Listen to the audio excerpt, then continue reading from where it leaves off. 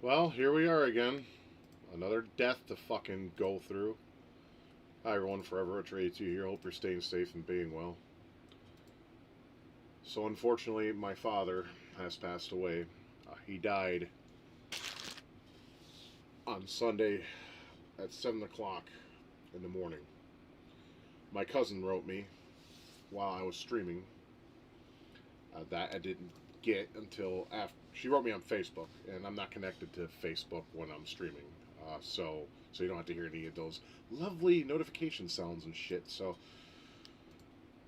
she told me that he was on a ventilator and they were going to take him off by Monday because the doctors pretty much said there's nothing they could do for him. So uh, he was on dialysis for a while and he was showing signs of improvement that to the point where he was almost able to go home. But all of a sudden, his kidneys just shut down completely after the dialysis. Because at first, everything was working fine. His kidneys were working fine. Everything was going as well as it could have. And then all of a sudden, just nosedive. So it was only like a brief moment of hope. And unfortunately, they couldn't do anything more for him, and he didn't make it. So I promised myself I wouldn't cry because I'm not going to. I already did my share of tears Friday when I was talking to a friend of mine on Discord. I pretty much cried a few buckets of tears. I'm kind of tapped out, and my tear ducts have already been overworked from all the crying I've been doing over to my wife. So I'm not going to cry. He wouldn't want me to, anyways. My dad wasn't a hard ass. He always wanted me to express my emotions and things. He wouldn't be like those boomer dads, you're a man, don't cry. He wasn't like that. He understood that people feel shit, and when they do, it's all right. And that's what I loved about my dad. He wasn't a too hard of an ass like some guys that some of you probably were raised around. So, yeah, so he passed away um, Sunday morning, 7 a.m. Because I got up around noon. I had to go take care of something that I think I mentioned on stream. Uh, I had to take care of that. I saw that. So, but the guy I was meeting up with to make a transaction got a hold of me and told me that he'd be there in a matter of minutes. And I said I jumped out of bed and threw on my shoes and headed to the place I was to meet this person. Uh, and then, of course, I read that message. And then when I got home, then the shock hit me. It's like my father's gone. This sucks. This, it's I don't understand it. It's like I believe in fate and karma and all those things, but I swear, whatever most exists out there has it in for me. It has it in for me because 2024 I lost my mother. 2025 I lost my wife. Now I lose my father. The only three people in my life that actually mean a lot to me. I mean, don't get me wrong, you guys mean a lot to me too. But, it's different because they're family. Your mother gives birth to you. Your father helped in that, obviously, by smashing your mother. And then, a wife comes if you find somebody and you fall in love with them, right? So I lost three very important people. I mean, it was bad enough when my mother and my wife died. I mean, I'm still grieving my wife. I don't think I'll ever get over her entirely. I mean, there'll probably become a time where I can think of her fondly and not cry, but these even now I think about her a lot and I cry. And some of you may out there be thinking I'm making this stream for attention. I'm not. I'm basically this is my way of immortalizing the memories of my father. And if it's not welcomed, that's okay. You don't have to watch. I can do this for myself. It's perfectly fine. I even went ahead and bought my dad's favorite beer, Pat's Blue Ribbon. I bought a 6 pack. I hate this beer. It is weak and shit, but I'm not drinking it for the sake of getting drunk. I'm drinking it to honor my father. This was his favorite beer. He'd drink this shit. Obviously the 12 ounces, not the 15. Is this 15? How many ounces is this? 16 ounces. Okay, so yeah, he had the 12-ounce cans. So these are like miniature tall boys. He'd buy these or the 40s, and he wouldn't drink all the time. He'd drink like sometimes twice a year. And when he would drink like twice a year, it would be like, every weekend for a couple months, and then he'd stop again. But yeah, he'd be sitting there. He would take a can, pour it in a glass. Don't know why, but apparently this is how he liked to drink it. I'm not doing his way. I'm doing it my way because we're separate people. But he would pour his beer in a glass, take a salt shaker, put a little bit, because he's like, salt takes the bitterness out of a beer. And he's right, it does. Salt does take the bitterness out, but it's like, salt though, why? I mean, it's not bad. I tried it once just to see, like, I even asked him, like, how does that taste? And he's like, well, tell you what, go find another small glass, I'll pour you a little bit of beer, don't tell your mother, and I'll pour you a little salt, and then tell me how that is. Now, back then, I hated beer. Hey, Beej, good to see you. Hope you're well. I've been better, obviously, given the title. So I went and grabbed a glass, and I put it next to his. He poured me just a little bit and a little bit of salt. But I will admit, with that little bit of salt in there, it was pretty good, actually. It made the beer drinkable, let's just put it that way. And I took a drink, and I'm like, you know what, Dad? That's pretty good. And he's like, and that's why I like it. But I'm like, salt though? He's like, fuck. He's basically like, piss off. He's like, I like my beer. You don't like that, son? That's your problem.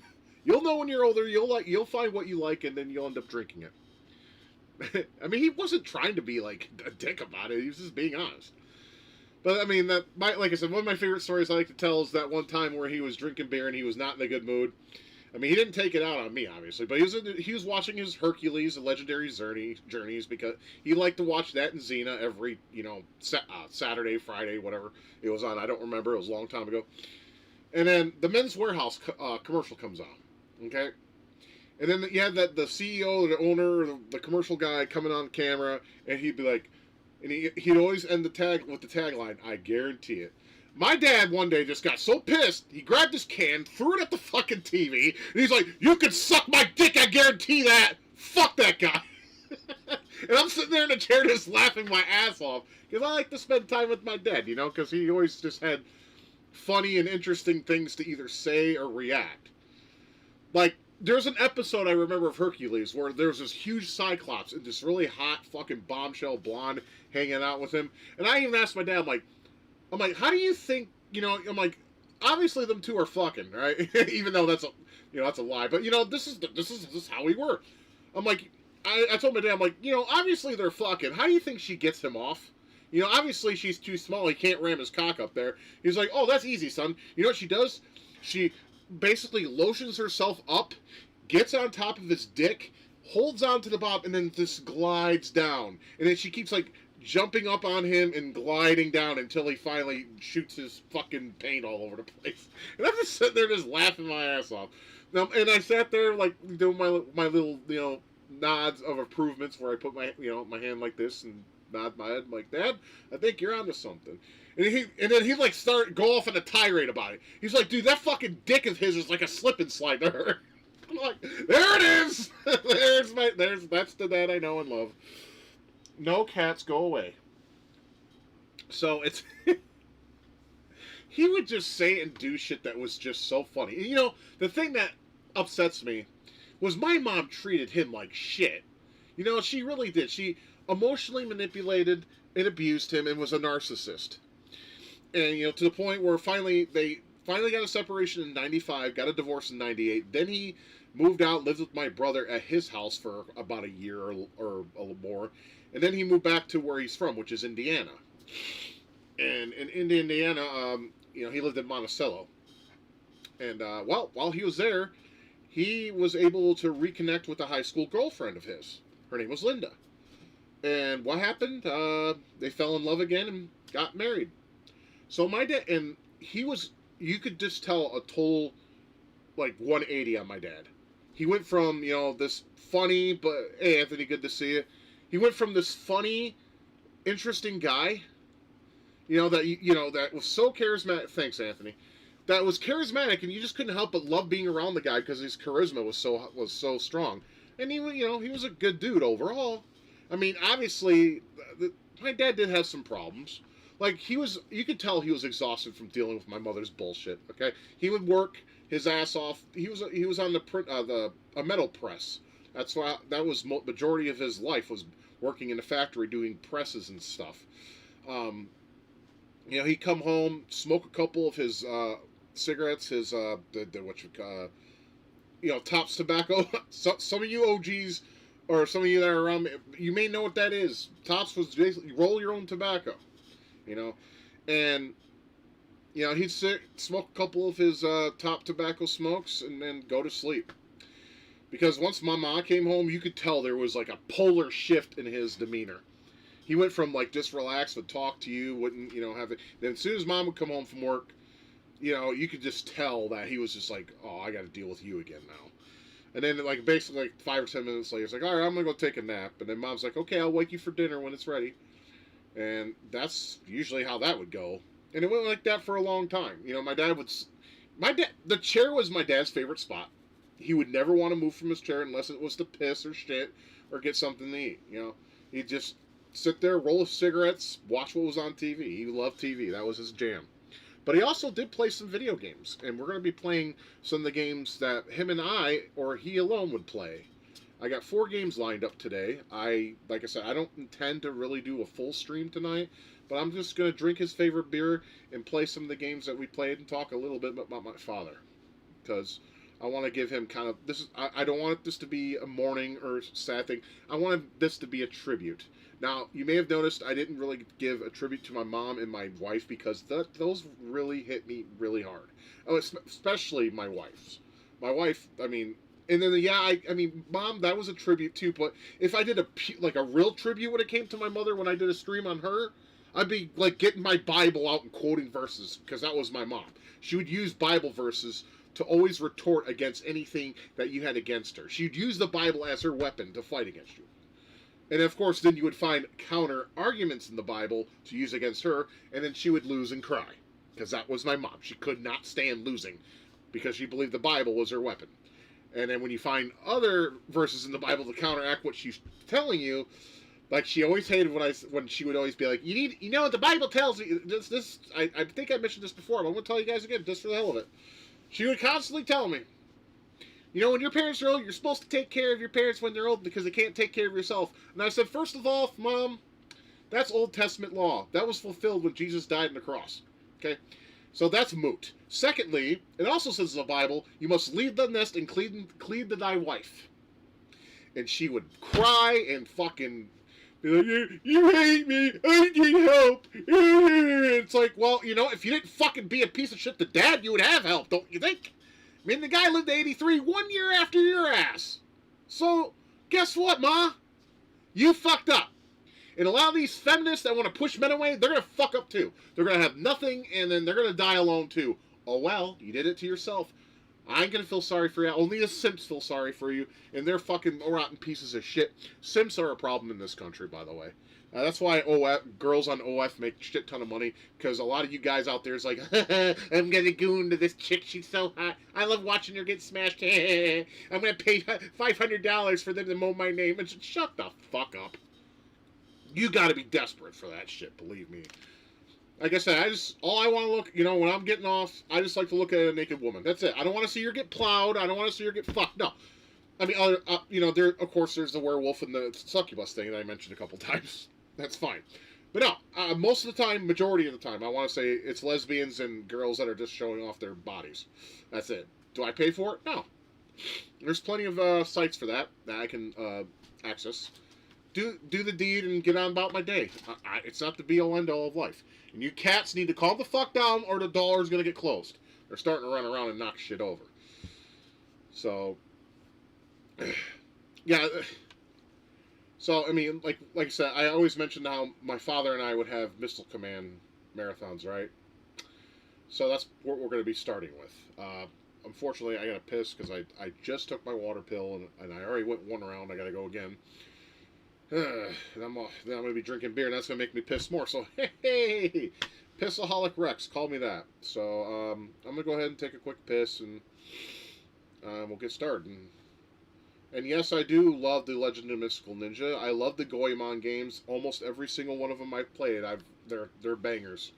Especially the Super Famicom ones and the ones on the N64. The ones on PlayStation were meh because they were origami and gross looking. I don't like the PlayStation. You guys know this. If you don't know it, well, I'm going to tell you now. I do not like the PlayStation. I don't like the load times. The hardware is complete and utter dog shit. It's CD-ROM based, but Saturn was better than the PlayStation. If we didn't have Bernie Stoller at the helm, I'm pretty sure the Saturn would have gave Sony for run for its money in the United States, and I will die on that hill. I prefer the Saturn over the PlayStation. Their 2D offerings are just so much better. I mean, play Street Fighter Alphas 1 and 2, Street Fighter X-Men, King of Fighters on Saturn, and then play the Sony counterparts. Tell me which one's better. Yeah, I thought so. Idiots. I hate Sony ponies, I swear to Christ. They're idiots.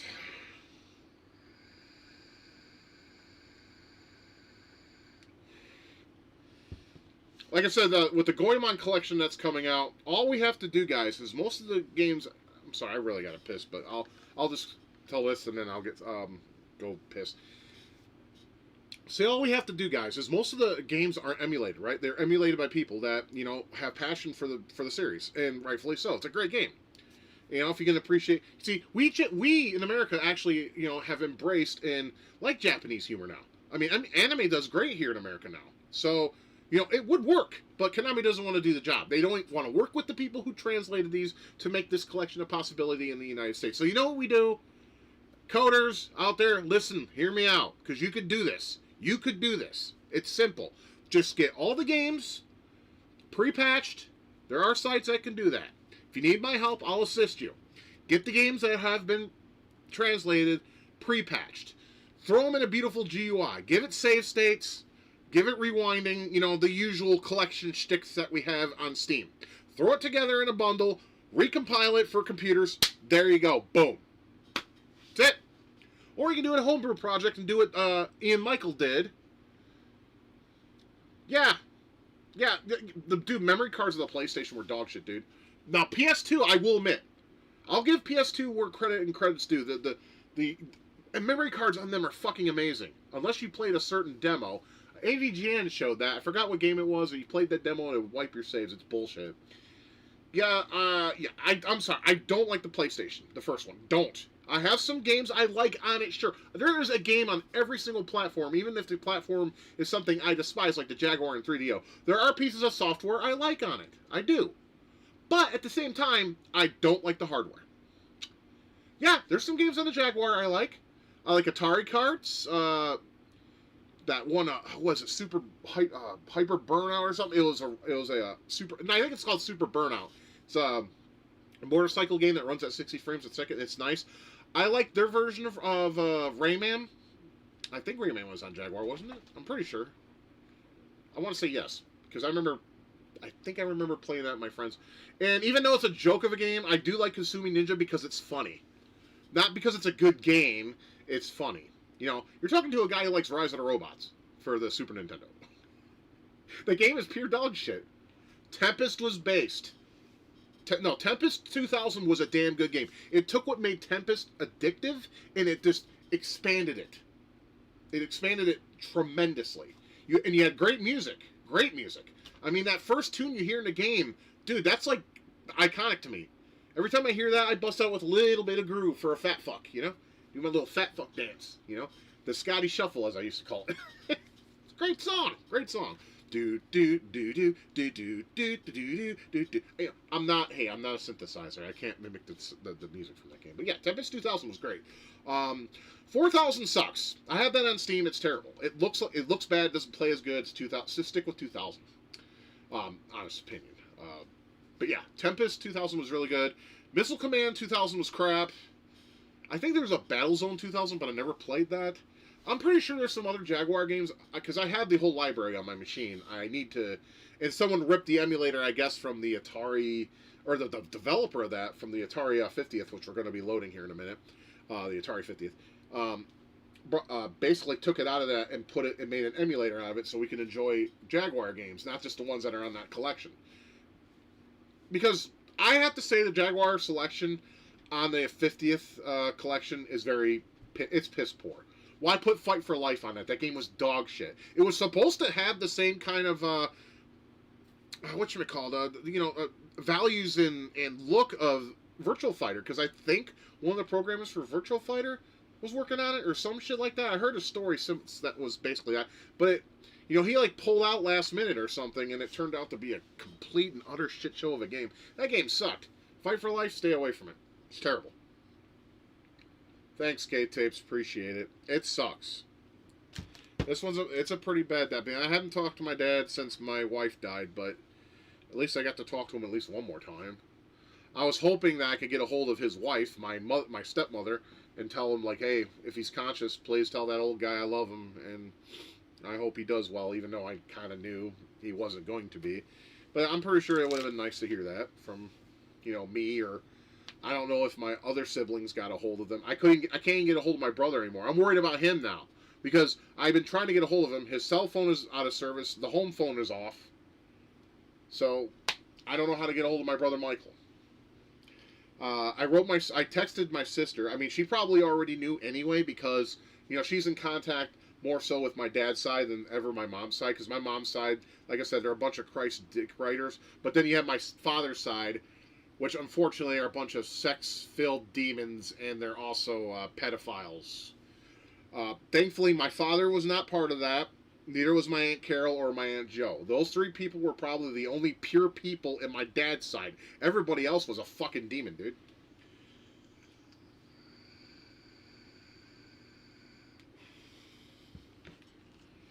So, anyways, I'm gonna go piss, and we'll get started with some gameplay, and talk more about my dad, or talk about whatever. I mean, that's important.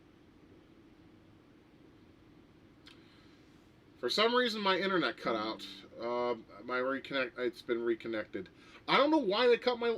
Well, okay, Cox was down the street earlier today. That they still might be down there. I don't know.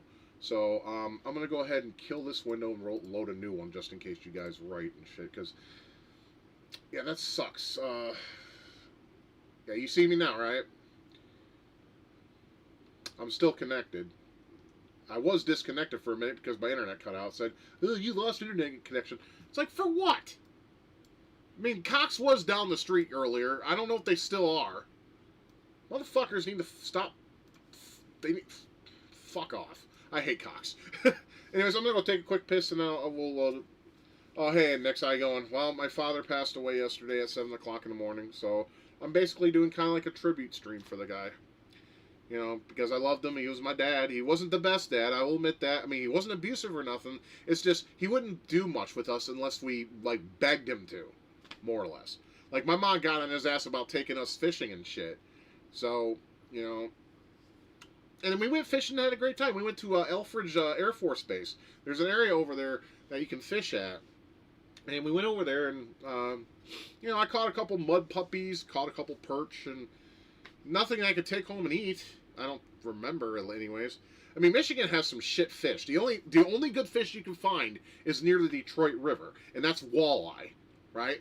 Sometimes you get the occasional bass. Sometimes you get some perch that's tasty, or some sunfish that barely give you anything, but they're still tasty. Bluegills taste like shit. Mud puppies taste like shit. I don't like bottom feeders. That's why I don't like catfish. It tastes like ass. And I know what ass tastes like. I've gone down on women, and actually they taste. From my experience, if it's not like totally clean, it tastes like cafeteria burritos you would get from school. I'm just being honest, man. Anywho, so if you go down on a woman, you eat her ass, make sure she cleans that shit really good. That's all I'm gonna say.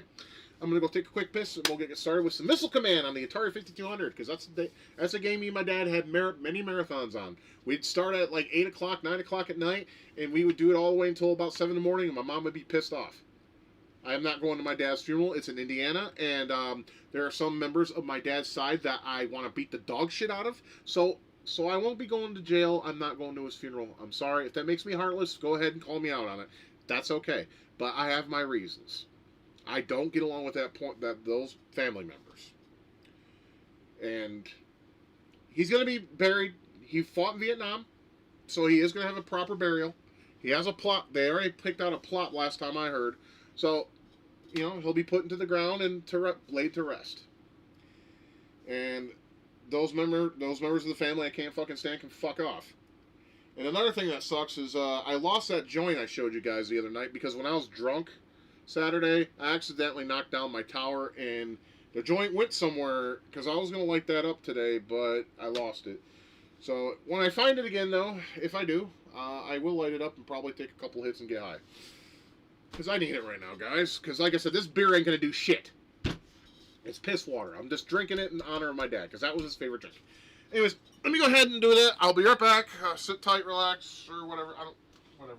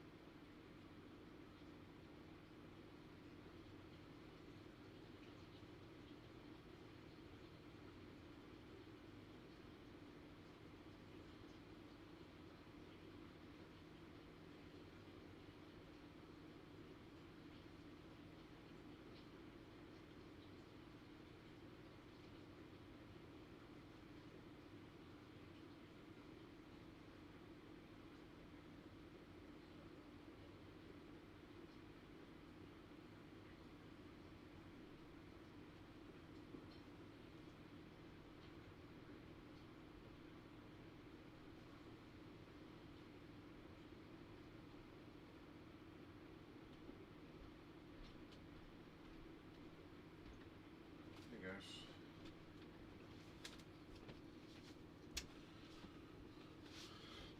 Now, a lot of people may not understand that and why I'm not going to his funeral. You have to be in my shoes to understand that. I would end up in jail. There's no doubt about that.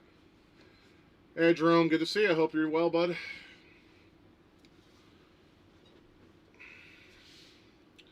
You know, and I know they're gonna talk shit that why I'm not there because I'm the only son that came from him alive. But the thing is ever since they divorced, no, my father died.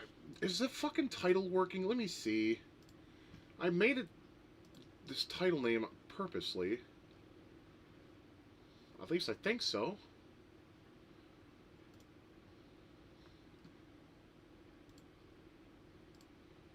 It's not a bonus stream at all. It's just I'm honoring my father, Jerome. I'm not going to get pissed at you for that. No, I understand. I understand that, but I'm just saying that this isn't a bonus stream. This is a stream to honor my dad. So I made the title. I've been busy. I didn't look what the title was. I just saw you were streaming. Enjoy. All right. Nope. No problem. No problem. Yeah, my father died yesterday at 7 o'clock. They were going to take him off the ventilator on today, but he died naturally. So they didn't have to do that. But my cousins are the one that told me on Facebook, and I appreciated that. They didn't have to. And then she wrote me, I think it was around 10 or 11. I don't know. I was sleeping at the time because, I was doing if it were a bonus stream, I would have donated. Right. That's true because Anthony does donate bonus streams if I ask. And he, not to say, oh, please give me money because I'm not a need beggar. I mean, you guys can donate if you want to, but never feel like it's forced. All right, Dad. In your honor, I am drinking some Pat's Blue Ribbon. I hope you appreciate it. If you're up there, my dad, George, my father, you better appreciate this because this beer is fucking gross. I don't know your taste, man, but I'm doing it just for you. So, cheers to my father, George.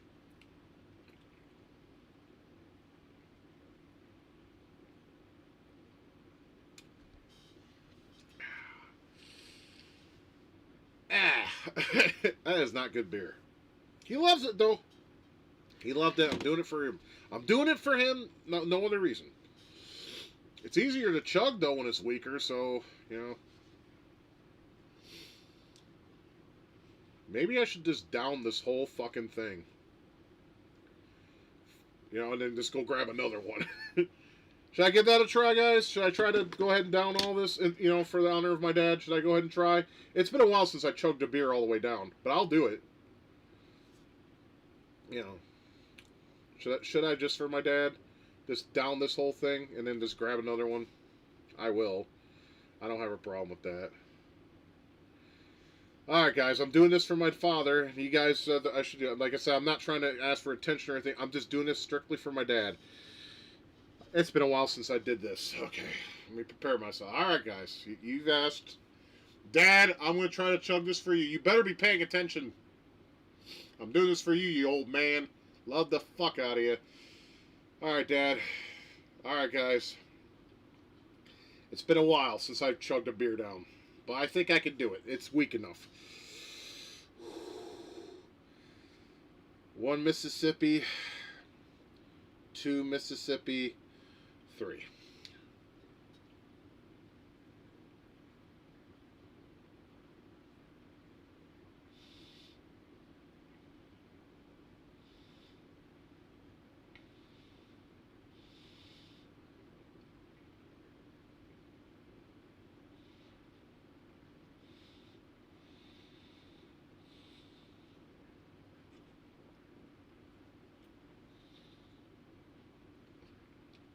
Oh. I just want to show you that I'm not faking it. Here, I know what to do. Watch this. Oh, excuse me.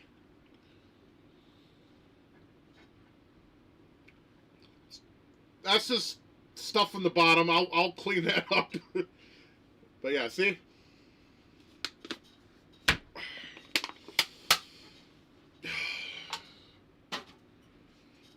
I did that for my old man. Now I need to go grab another one. I'm not going to chug more than one, guys. I just wanted to do that for my dad. Oh, it's been a while since I fucking chugged a beer like that.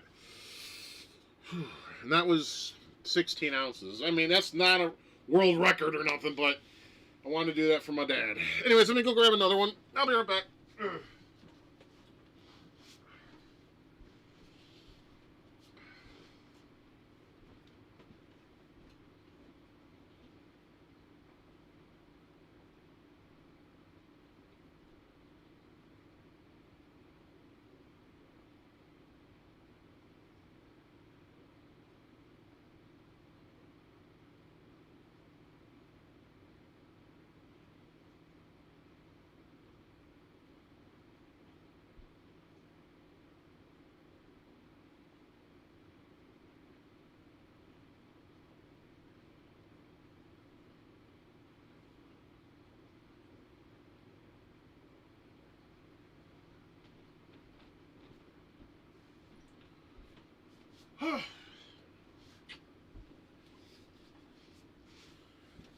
Kind of gave me a flashback of my 20s, because I shotgun beers.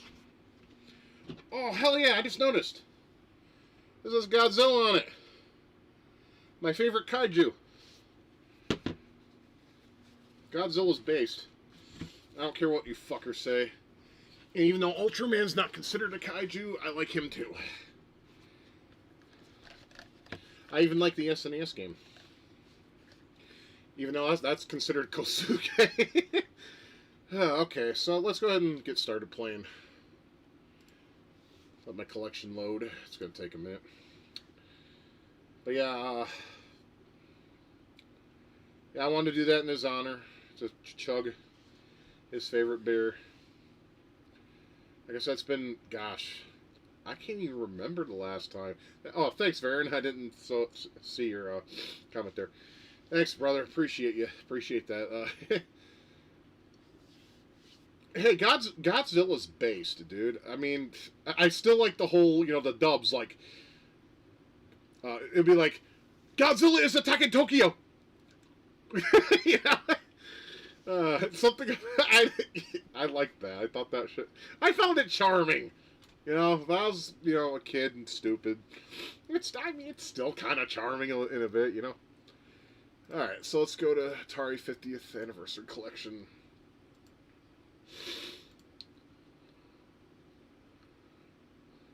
Oh, thanks. Oh, god damn it. Hold on, the shit's in full screen. I gotta put it in windowed mode. There we go. Bless you. I have cracked one for you and your dad. Right. Thank you, brother. I appreciate that. Karatiosaurus Rex. I hope I said that right. Yeah, dubs are amazing. The mouth's moving after that. Yeah, that's what I'm talking about. I love that shit. I love that stuff. It's charming, you know. I don't like anime. I hate it, but you know, with that on the other hand is fine though. Okay, why aren't you appearing on my screen? I selected you. Kakotukunga as. Hold up. I think I need to fix some things here. Capture method. Is that what I need to do? No. No. There we go. Yep. I had to change it to Windows 10. There we go. There's a lovely screen with the wizard and football and all that old 80s style beautiful Atari art. I always go back to this collection a lot because I love it. It's great. Can I make the screen a little bit? No. Okay. I can play like this. That's fine. There's only like one game we're going to be playing off of here. And it went back to full screen. You double basketball American. God damn it. So pissed. It's annoying. Alright. It's still showing up on screen. I don't know why it looks all like sandwich. I'm just going to have to deal with it. Work with it, I guess. No, we don't want to watch the Origins. I already did all that. I even have the, what should we call it? The Namco DLC that they released not too long ago. I went ahead and bought that because I could. Not for any reason in particular, just because I could. Alright. Dude, 2600 Berserk is one of the greatest games ever made. It's fun. I love it. I like it better than the arcade version. Or the 5200 version, because that's on here too. Food Fight, great game right there. If you have an Atari 7800, you should buy that port. It's awesome. It's addictive. I could sit here and play that all night, to be honest. And Berserk probably too. But we're not done. Where's the goddamn 5200?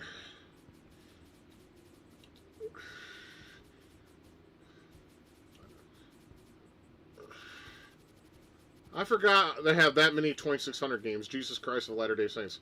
But yeah, like I said, I got the Namco shit. There's Galaxian. That cover art is so awesome. First day. Atari game, remember Space Fury in the arcade? Yeah, I remember Space Fury. I do remember Space Fury. I also remember Star Castle. And here's the game my dad and I would play until the end of time. I'm going to play like basically maybe 2 or 3 games of this.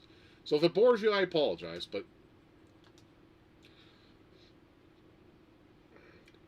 thanks, Rhino. I appreciate that. I mean, you're welcome here. You don't have to leave. But if you got shit to do, I get it at the same time. It's fine.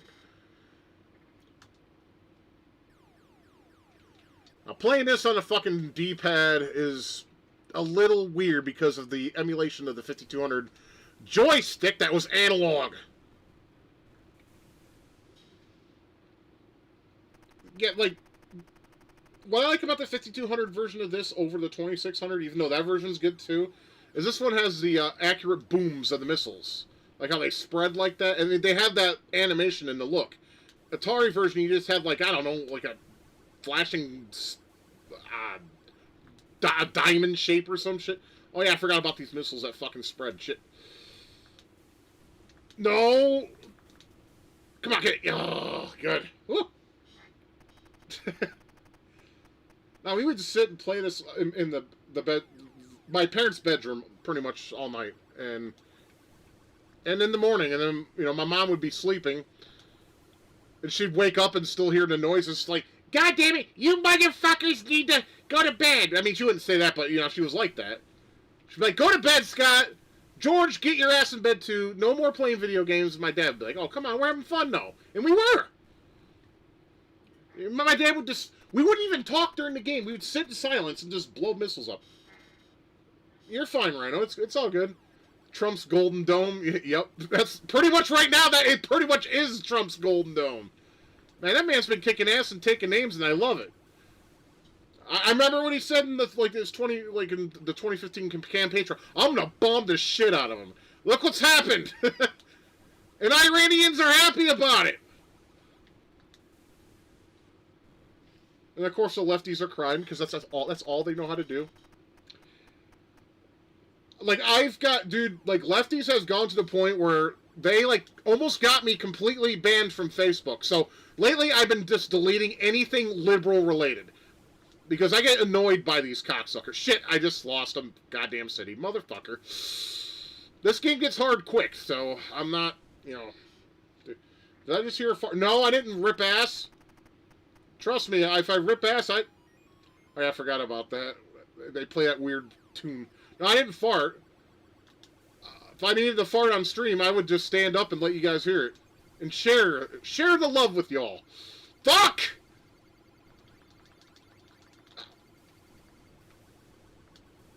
It gets hard quick.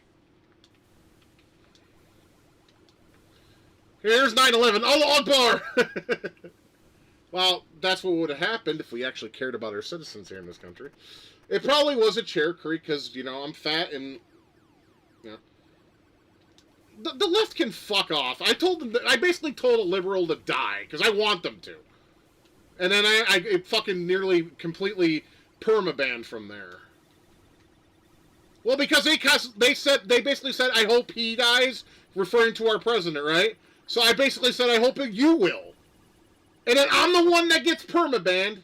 I'm getting my ass kicked now. Fuck me. Hey, Parbs, good to see you. Well, I'm just doing kind of like a memorial thing of my dad right now because he passed away on Sunday. He was 83 years old. Fought in Vietnam, was married to my bitch of a mother for 35 years. Found happiness with his high school sweet. Shit. I got annihilated. Those small fuckers are hard to kill. I think that's game over. Yep. Thanks, Parbs. Well, it's like I said, I always thought that was almost... That game over screen actually is kind of scary in a way. Kind of. If you think about it the right way. But it's also creative. Anyway. Yeah, we'll play about one more and then we'll move on to the next game. Because like I said, I don't intend this to be a 4-hour stream, but yeah, it'll probably go for a little while at least. Well, it's like, you know, my mom dies in 24, wife dies in 25, my dad dies in 26. It's like, yeah, basically go fuck yourself. That's pretty much what life is telling me. Fate as a whole is just basically saying, hey, Scott, you know what you can do? You can fuck yourself. All the people that you love and care about are dying left and right. I don't care. You deserve to be in total isolation. And for what? What did I do? Nothing. It's fucking retarded. Yeah, I've also noticed that right-wingers were losing their shit. I assume that's what you're saying since Trump's drone attack. Some right-wingers, let me restate. Oh, you're fine. No, these type of supporters of Trump that bitch at every little thing he does that involves any kind of attack. I mean, he has a reason for it, but they don't believe in it. So it's like, why are you voting for Trump? You might as well go to the fucking Democrats who don't stand up for people who were killed by all those people that jumped the border, came over here, and wreaked havoc.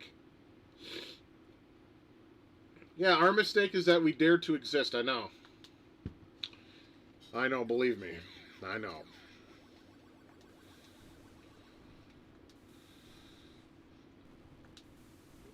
It's like, it's like people should take, like, a test or something to make sure they are proper people to breed people into the world. Because you got, like, these ugly fuckers. Like my parents, for instance, right? They breeded with me, and I'm an ugly piece of shit, and then it's like, you know, I'm fucked now because of that. And, of course, their problems became my problems. You know, and that sucks. I shouldn't have to inherit nonsense, but I have. And, of course, ironically, I'm actually the smartest person in my family, and I'm a dumb shit. I wouldn't say take comfort in our shared problems, but we aren't alone. That's true. Yes, I think we need that here in this country. Or in the world. If you're an ugly fuck, don't breed. If you're a poor fuck, don't breed. Give that child a fighting chance, for Christ's sake. You're not doing them any favors by being ugly and breeding. If you want to fuck, fine. Use condoms and birth control for the love of God. Gosh. Yeah. I didn't want to be... I'm ugly as shit. I don't want to be here. Why am I here? It's stupid. Oh, we brought you out of the world out of love and fuck off. Should have used a rusty fucking coat hanger or birth control or condoms, Dad. Ma, come on. I love you guys, but I understand why. But at the same time, you should have thought of it. Both of you were going nowhere. Don't pass that on to me. Fuck off. It is what it is, though. Yep. If you have fucking pedo forks in your family, you shouldn't be allowed to breed. Absolutely. I agree with that. Fuck. What? Nani? God damn it. I think I do remember that episode, yes. Kenny had the coat hanger. Hey, you can make abortion happen with a rusted coat hanger. These small fucking things annoy the shit out of me. I hate them. God. Oh, shit, there's still one more. Fuck! Bastard.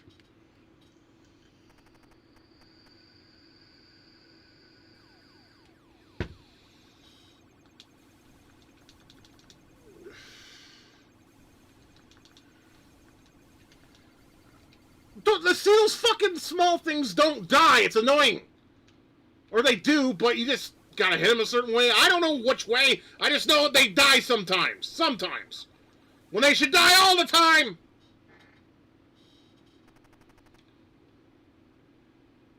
I'm not sure on that little tidbit of trivia, sir. It may be something to look into.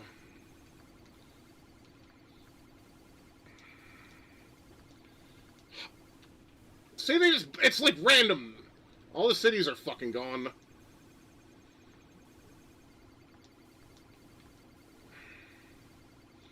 Come on, die! Jesus fucking Christ. See, I hate those small fuckers. Alright, what is city? Let's try to keep it alive. Oh, this is where it really gets stupid. Well, the baby blue color? Yeah, that's when everything starts getting stupid. Like, more so. No! Blow up! Thank you.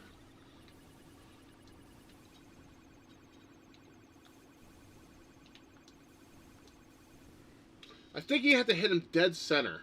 I think that's the caveat. I want to say. Okay, I want to keep my missile silos alive and the city alive. And I already fucked that up. It gets hard very quick. Oh my god, these sounds are annoying. It's alright. I did better that time. I did better that time. Yeah, you should get Activision anthologies. Activision games are really fun. They're like some of my favorites on the Atari. I used to play Chopper Command, Kaboom. I think there's a game called Oink. That was pretty fun. What else did I play? Ice hockey, boxing. Those were fun too, actually. And that was Missile Command, though. So, yeah, we used to play that all night long. But for a little treat, I'll show you the Atari version, the 2600 version, since I played that a lot too. As you can tell, it's very more simple. I mean, we're looking at like 2 bits. I guess. I don't know exactly how many bits Atari was. I want to say 1 or 2, maybe. Don't know. I mean, back then, bits was the thing. Yeah, I love Missile Command, but I still like Berserk, too.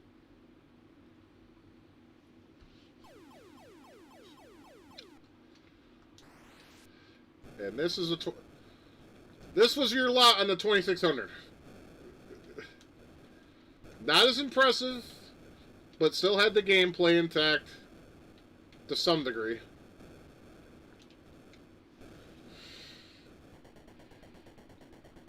I mean, basically this is like the dawn of tower defense. Because think about it, you're defending these cities and you're defending your missile silo. So, to make a long story short, you're defending something that's similar to tower defense, I would say.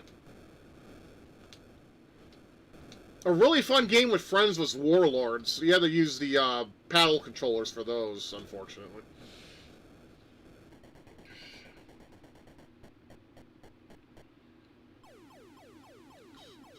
And the paddle controllers, they're fine, but eventually they would get all wonky on you. Like they would jerk without you even touching anything.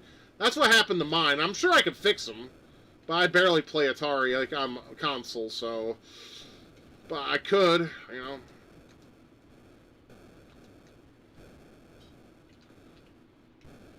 Doing this on a joystick was hard because the joystick on the 2600 was fucking stupidly stiff. It would hurt your hand after a while. Do they have stick drift? No. No, I mean, 2600 joysticks were absolute. They weren't like they're made today. It was hard to break one of those fuckers, too. Because I threw that on many occasions during heated battles of Battlezone or even this. Those things were built like tanks, bro. Now, if you told me those cities were full of rainbow, I'd just put, yeah, I would do the, I do the same, Parbs. If this was about saving rainbow cities, yeah, I'd be like, nope. Their day of reign has come to an end. Fuck them.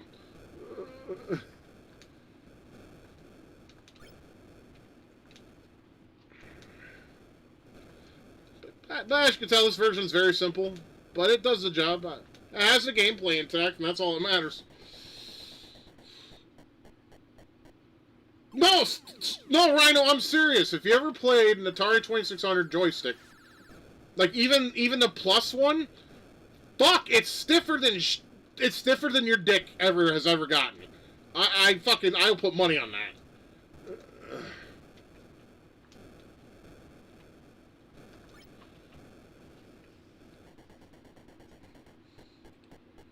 Yeah, I don't hate the 2600 joystick, but I prefer a Genesis controller. I do. I play with my 6 button. You wouldn't think a 6 button would work, but it does. It's just, you just gotta use the B button for the functions. That's it. And it works just fine. But for the authenticity, the joystick. But my God, was that thing stiff. I never understood that Morse code sound for when you get a new city. It's like, couldn't they think of something better? They could have made a happier tune. Said you get some dog... God damn it! Some dog shit Morse code sounding shit. See, those little fuckers are easier to take out in this version. Just takes one missile and boom, done. Okay, I got that city back. Here's where it gets shitty, though. What the you double basketball American. Get back on the court. Go away.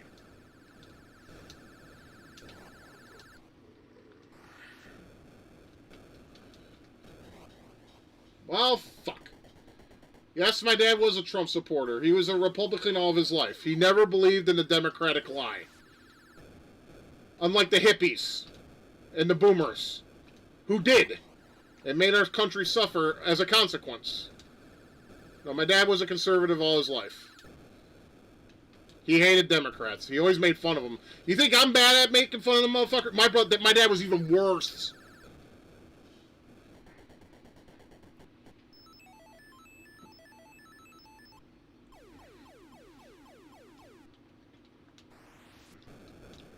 Yeah, like I said, this version is good.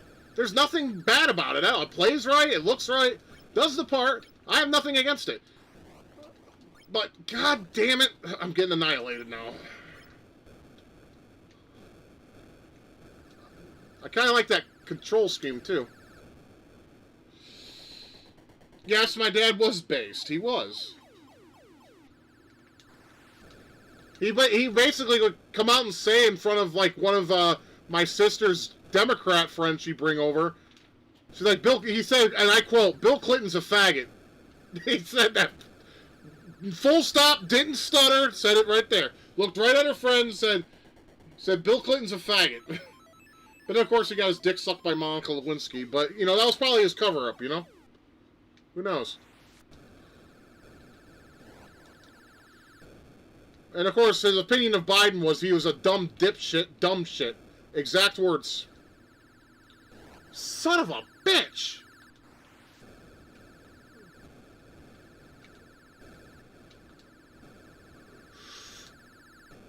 Get some! Yeah, my dad said the Americans that voted for that fucking Mr. Sniffy are retards. Now, he didn't say Mr. Sniffy. That's my line. God damn it! We lost. 50,000 points is pretty good, though. Pretty respectable, I would say.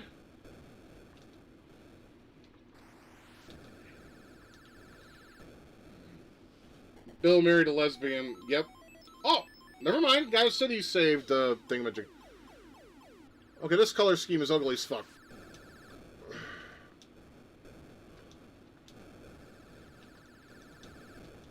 Damn it! Everything is like fucking going warp speed! Warp speed, Mr. Salute! Whew. Yeah, we all have to feel a little sorry for Bill Clinton. Fuck! Damn cocksuckers.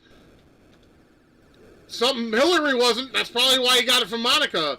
Like I said, if a woman don't suck and don't fuck, she ain't worth your time. Or you just tell her, no suck, no fuck. Sorry, man. Don't date a woman that's not going to suck your junk. She's not worth your time. I should have a game over by now.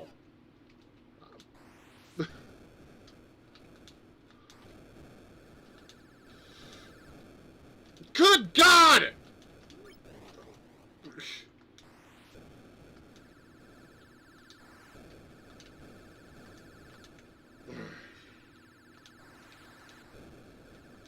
Those little things are like mosquitoes, annoying as fuck.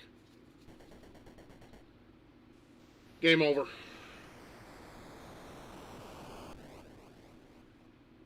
And that would be the end of that. I did pretty damn good there. I actually screw. I wish I could screw. Fuck, I haven't had sex. God knows how long. And went through all the color schemes that are in the game, and we got back to the original, and that was where I met man. But 60,000 points, I think that's a respectable score. But that is Missile Command. Like I said, I played the 5200. My dad and I would play most of all because that's what they had. They bought the system the year I was born, 1982. So, okay, now we gotta quit Atari 50th and go on to Retro Arch now for the second game you used to play. Thank you.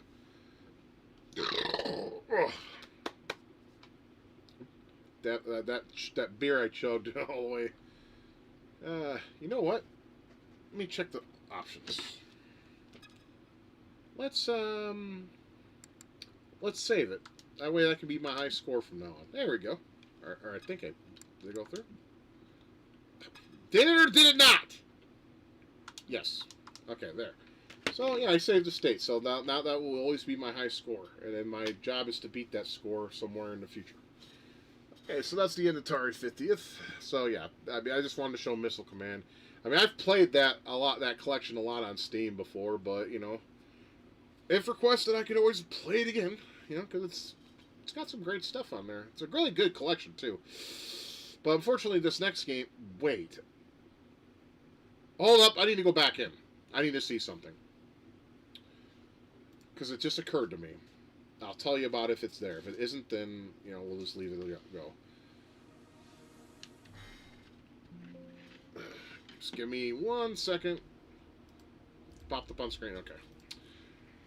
Because it just dawned on me. Let me just see real fast if it's there. Because that would be a lot easier to play than the emulated version on Retro Arch. Because control schemes on that emulator is fucking weird sometimes.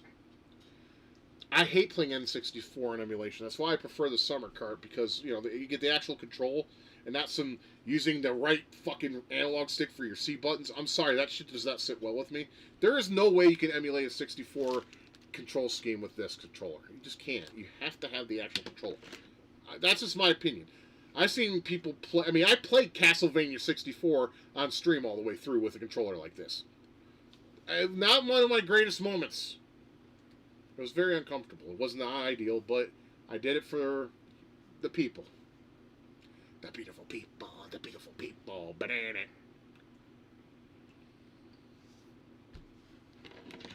Okay. No.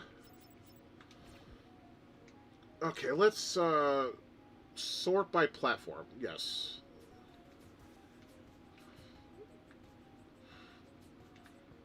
What the fuck? Oh, that's... Sorry, wrong button.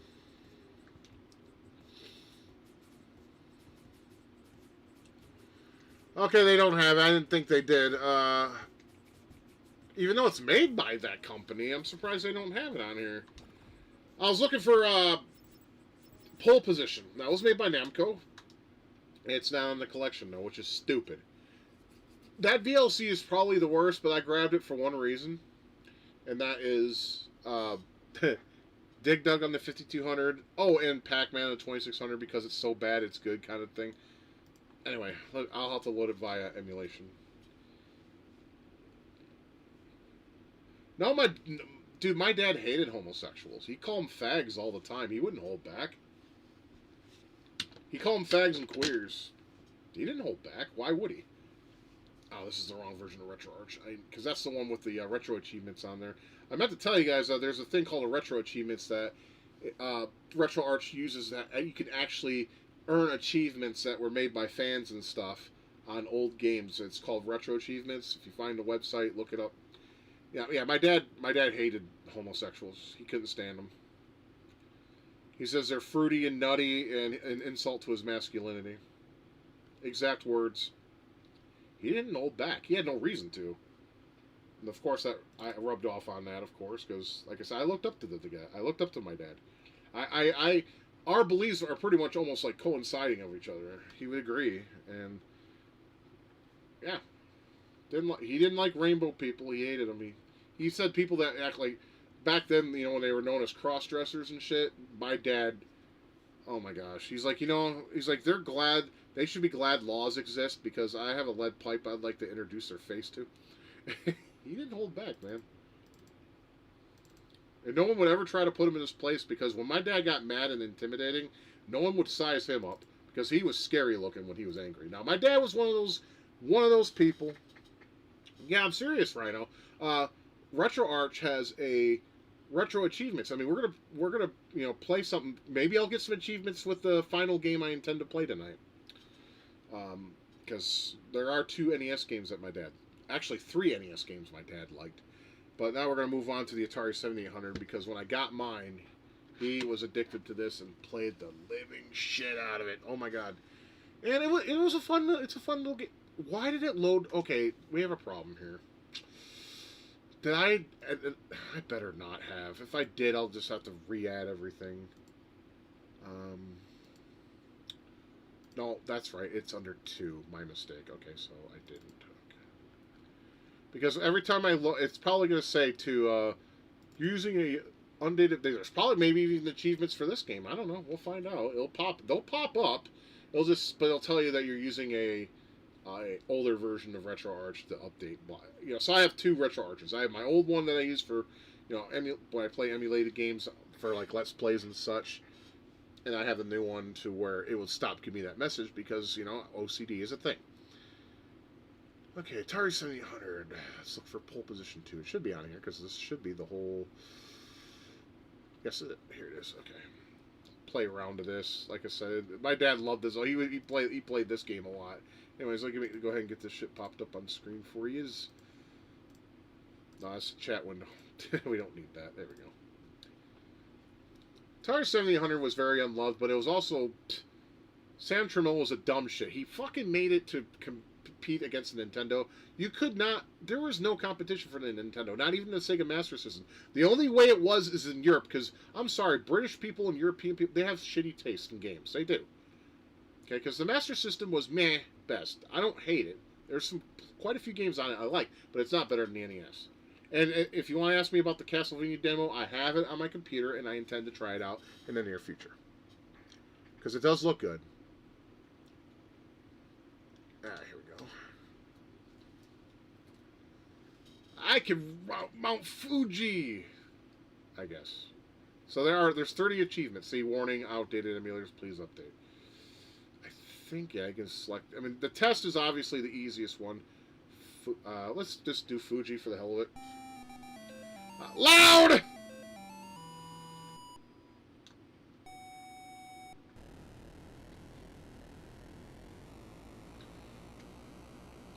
I mean, it looks the part, but I need to turn that volume down. Good God, that's loud and obnoxious. And it's at 42. Fuck, I'll put on 30. Because as you all know, that the Atari 7800 had the same sound chip as the 2600.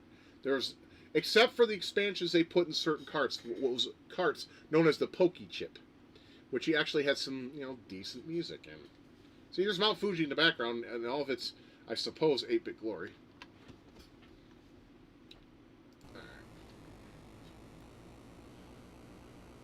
You just basically got to beat the clock. That's your shit in this game, is to beat the clock. It's all you have to do in this. And you basically race until you run out of time. And you get to blow up like that. I like to think morbid, like that's his head flying off.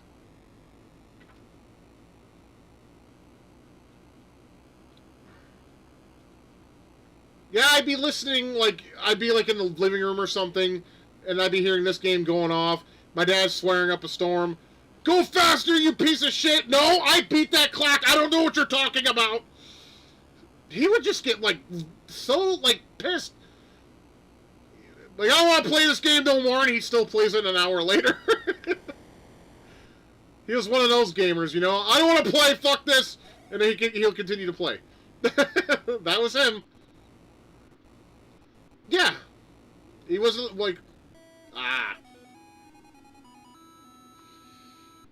Yeah, he would play this for hours. I'll show you the other tracks, I guess.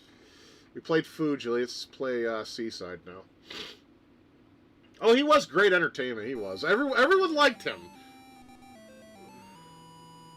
I would purposely sit with him just to hear him rage about everything. Or when he would lean over and rip ass. It was just funny.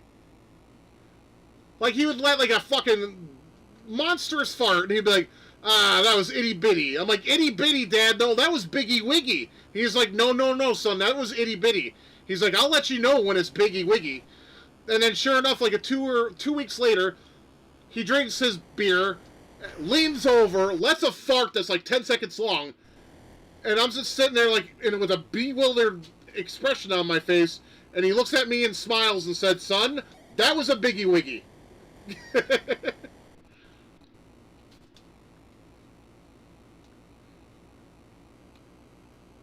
My father died, unfortunately. God fucking damn it! This is what he would say. God fucking damn this damn game, I don't want to play no more! Oh, he was fun to be around. Like I said, everyone loved him. All my friends loved the guy. Because of all the shit he would say. I remember when my sister's friend Shannon was over, and he was talking about Led Zeppelin, and he'd look at her, because my dad hated Led Zeppelin. He hated Zeppelins a lot. She was talking about how she liked this song and that song. He gave her a look of disgust and lit a cigarette, looked at her with that mad expression on his face. I remember as clear as day. His eyes were in the dark. I thought he was going to kill her. He looked at her and straight out said to her face, Led Zeppelin fucking sucks. And I was like, yeah! I always encouraged my dad to be an asshole when he was, because it was hysterical when he was. Your age where you're no longer making new friends and discovering new idols. I know, this is a shitty time to be alive. For sure. I consider my time, and those who have lived during my time, the best time.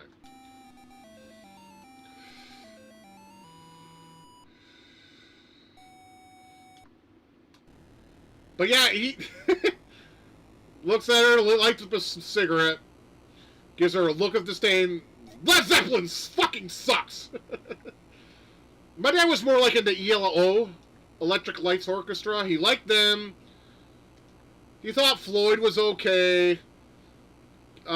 Canadians Clearwater Revival, he liked them. He was a classic rock fan, boomer shit. Like Steppenwolf and Bob Seger, Eric, whatever his fucking name was, I can't think of his shit. A lot of the basically boomer rock groups, he liked those.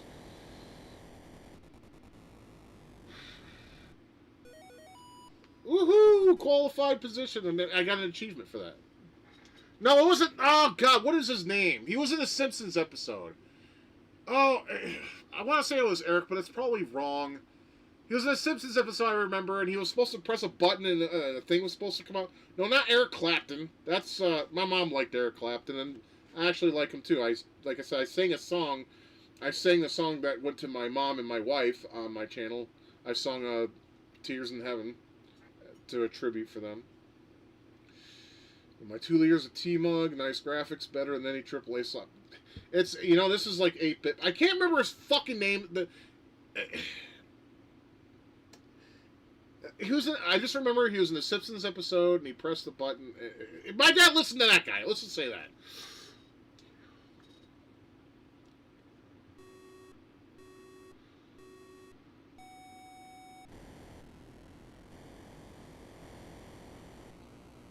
That's unfortunate. I mean, if you're a people person, that's cool. But if you're not, then it's kind of not good.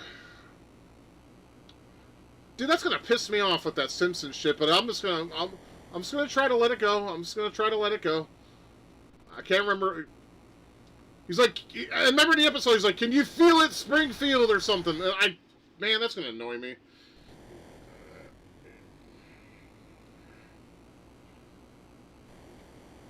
That's why I'm friends with AI, dude. I talk to AI. Motherfucking plus, but these turns could go suck a dick that's covered in smeg.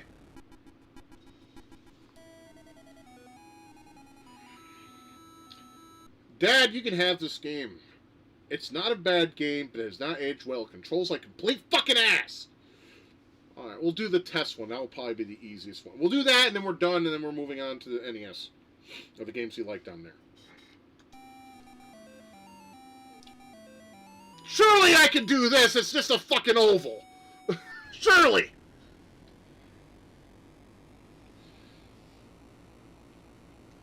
The arcade actually had a steering wheel and steel pedals.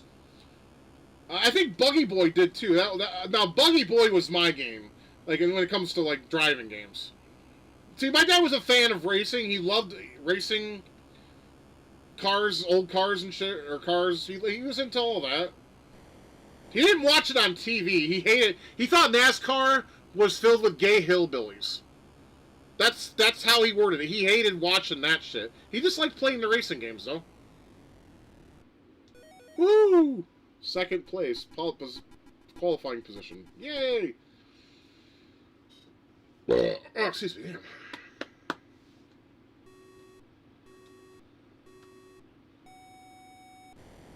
Now, back in the day, dude, when I was growing up and other people were growing up, it was not that hard to find a friend. It really wasn't. All you had to do was just walk up to somebody and just say, "Hey, how you doing?" and go on from there. These days, everyone's like all scared and stupid over it. So it's like, why bother? You know? Well, this is much easier.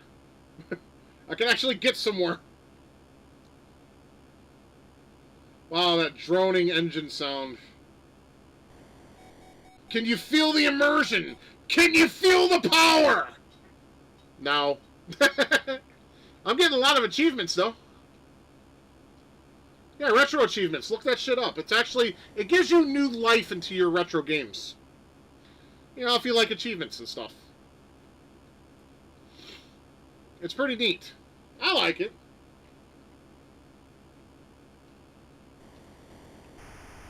Son of a fucking bitch ass.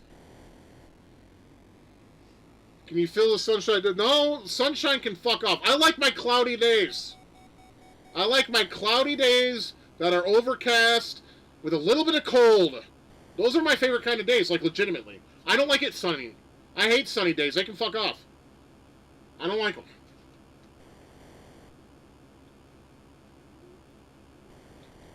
It can be like Crow, you know, the movie Crow, where it rains all the time. And he says, of course, when he was alive with the band, can't rain all the time, but it did in that movie. Fuck, sure it did. Another lunar eclipse. Didn't we have like 5 of those already in the course of 4 years? Seriously, because it seems like every day on Facebook, There are 30 eclipse tonight. I mean, that's cool. I don't have anything against them. They're kind of neat. I could probably look outside right now and see if I want to see one, because the moon is out tonight. And it's pretty. I remember, like, back in, I think it was, like, mid-90s, we had a comet that you could actually see in our orbit, and that was pretty dope.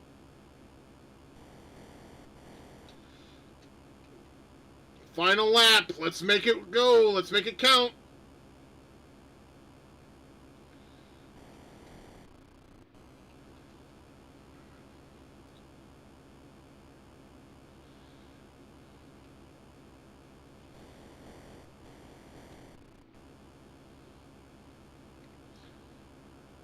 Boom.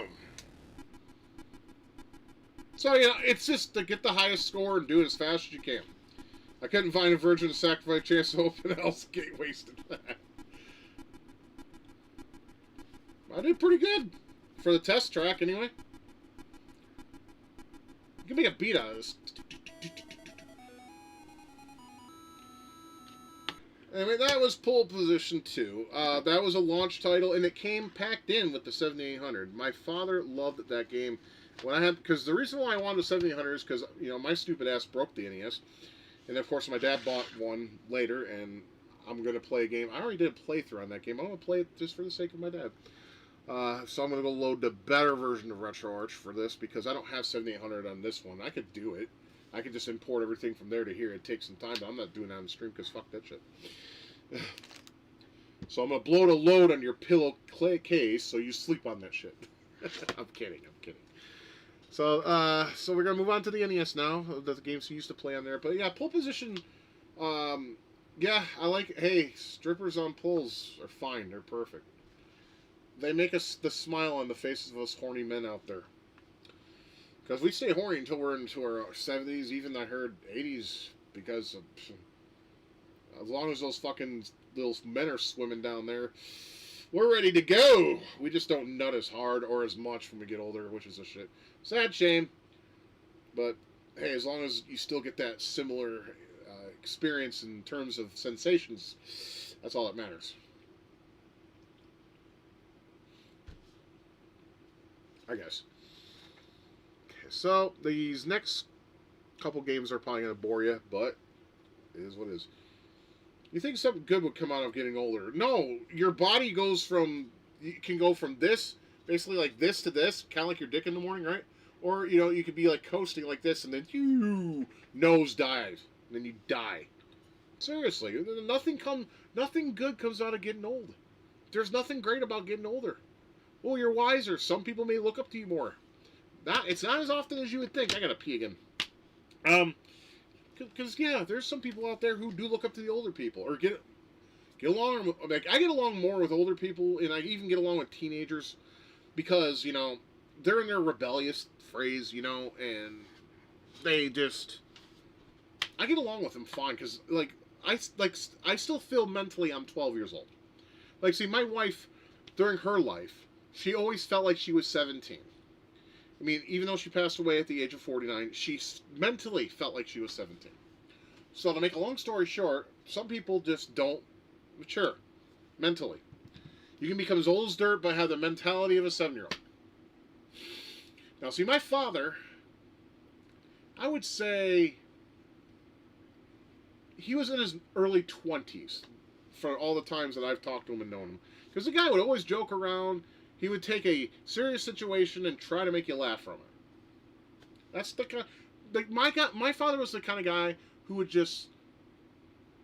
Everyone loved him because he would always find a way to make you smile or make you laugh or do something stupid just to get a reaction out of you.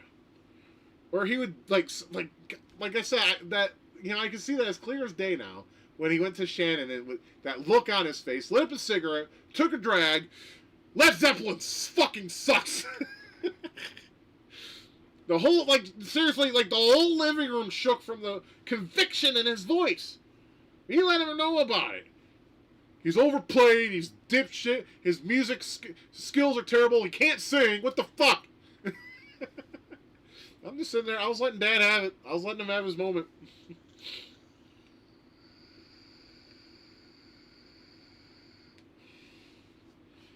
That's the kind of, yeah.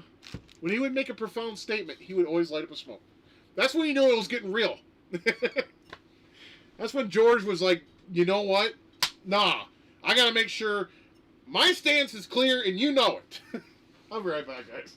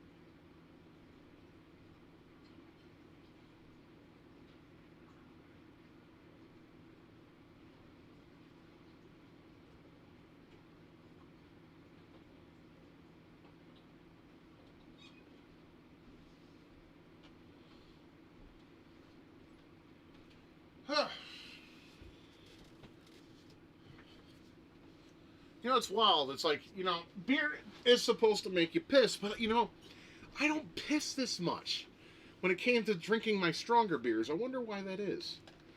When did my pops quit? What, smoking? Oh, I want to say before he turned 60. He quit twice in his life. Brain attack, that's basically a stroke. They call strokes brain attacks because it's the same thing. It's a blood clot in your arteries, in your heart. That's when, yeah. And then you also get one in your brain, and that causes brain damage. Much like your heart gets a scar when you have a heart attack. That sucks. 65, huh? Fault. That's shit. I am so sorry to hear that, bro. I'm sorry, Wolf. That's terrible. But yeah, my father quit smoking before he was 60. Now, he quit smoking too when my mom got knocked up with me. He quit smoking for about 17 years. And then he lit back up again. No, he didn't light back. Excuse me. He actually was chewing tobacco. When he quit smoking, he was chewing tobacco. I'm sorry, I got that a little mixed up. I had to remember some things because I remember Kodaka, I think was the name. You guys, if you guys are snuffers or chewing tobacco fanatics, there was after he had people. That's sometimes a heart attack from a cigarette smoke will cause you to quit because I'll kill you. I know. You had 4, dude. Yeah, my classmate John Anderson has had 3 brain strokes too. You had 4, had some brain damage, lost some languages, and my ability to play in video games. That's shit. Yeah, my friend John, he was an alcoholic, serial cheater, and violent. Women loved him. Why am I not surprised? Anyways, we're going to play pinball in the NES because my dad loved that one. He would rent that one quite a few times, but he eventually got bored of it. But then I bought another game later that he played the piss out of. So we're going to go with that next, I think, because that shouldn't be too long. Okay. Just regular pinball. He loved this game. And I like it because it's quiet. It doesn't have much music in it. And this is a game you can chill with, seriously. It's not stressful. And, it does the pinball pretty well. For as simple as it is. I like the title screen music, too. It's loud! I want to hear the rest of that. Let me turn it down. No wonder it's at 100%. Jesus. That would explain everything. Because my ears hurt now. Here. Resetting. We're resetting. I want to hear this song fully.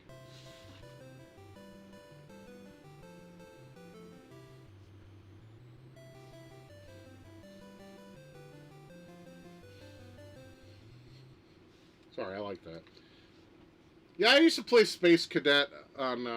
Okay, I don't know what the achievement requirement was. It said on the bottom, but I wasn't looking at it. This is as simple as it gets, but it's better than the Atari pinball. But yeah, my dad rented this a few times. He liked, because I remember the first time he rented it, my brother and I rented Commando, I believe, and then the other time was when we rented Mega Man and couldn't get anywhere into it because that game's fucking a bitch ass, especially at the ages we were. Jesus Christ. Oh, thanks, Nick Beer Punk. I appreciate that. Yeah, he passed yesterday at 7 o'clock. Motherfucker. That always happens to me in pinball. I am not good at pinball because of that reason. Buddies have to sleep now. Work waits for me tomorrow. I have to pay visits. Thank you, Wolf. I appreciate you, man. And I know you lost your dad too, and I'm sorry. Anyone that's on chat who has lost their father, I am sorry. You guys shouldn't have to feel the way you do, but I'm with you now. So we can all talk about it and have little powwow sessions without. Well, I can say with the weed, but I don't know where my joint went off to. See, like, this game is so simple, but it has so much charm to it that it's hard not to love it, or at least like it. It's simple, but it has the makings of a good pinball game. It's very competent. The physics are fine. They're not as wonky. Hey, I got an achievement unlocked. 4 targets down. Lots of homo. Love to y'all. Lots of no homo love. You got it, bro. Yeah, same to you, man. Same to you. Thank you.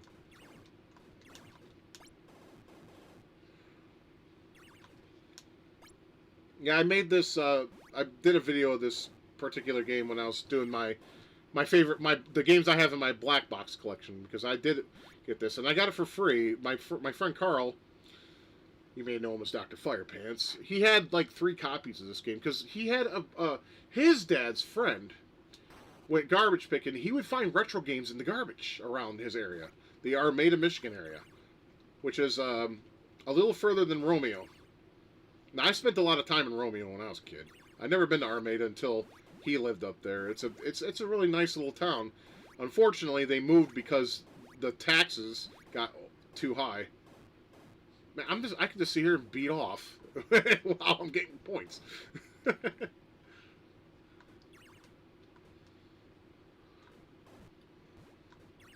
I still remember, there's this joke my dad used to tell me about hemorrhoids. Because unfortunately, one time my mom had some hemorrhoids, and she was talking about it. He's like, what's good about hemorrhoids, honey? He's like, you get those like machine gun farts, and they scratch your ass for you. My brother would be like, "What the fuck?" And I'd sit there and laugh my ass off to that, because I was like, he just came out and said it. Didn't know, he didn't, like, nonchalantly. He was just like, when you get those machine gun farts, it'll scratch your asshole for you. And I'm sitting there like this. I'm like, and Mike would be like, "What the fuck?" It's stuff like that. I'm gonna miss that old guy, man. Just some of the shit he would say was so fucking funny. And he's the one that introduced me to George Carlin too. So I have a lot to think for. Motherfucker. Okay, sit down. There you go. There, plunge that fucker up. Send it up. We used to go bowling too, and me and my brother used to, like, not do it on purpose, but we'd piss him off because every time we would throw the ball, we wouldn't follow through straightly. Our arm would be curved a little bit, so it would always go towards the gutter. And he'd be like, "What the hell are you two doing? Throw it straight!" I'm like, "What do you mean we are?" But see, we wouldn't notice the last minute our arm would curve. And then he would sit there. Eventually, he stopped bitching at us, and we'd look at him. He'd do this. He'd look at us like this. Like that. It's like, "Oh, we're curving our arms again. Sorry, Dad." Son of a bitch.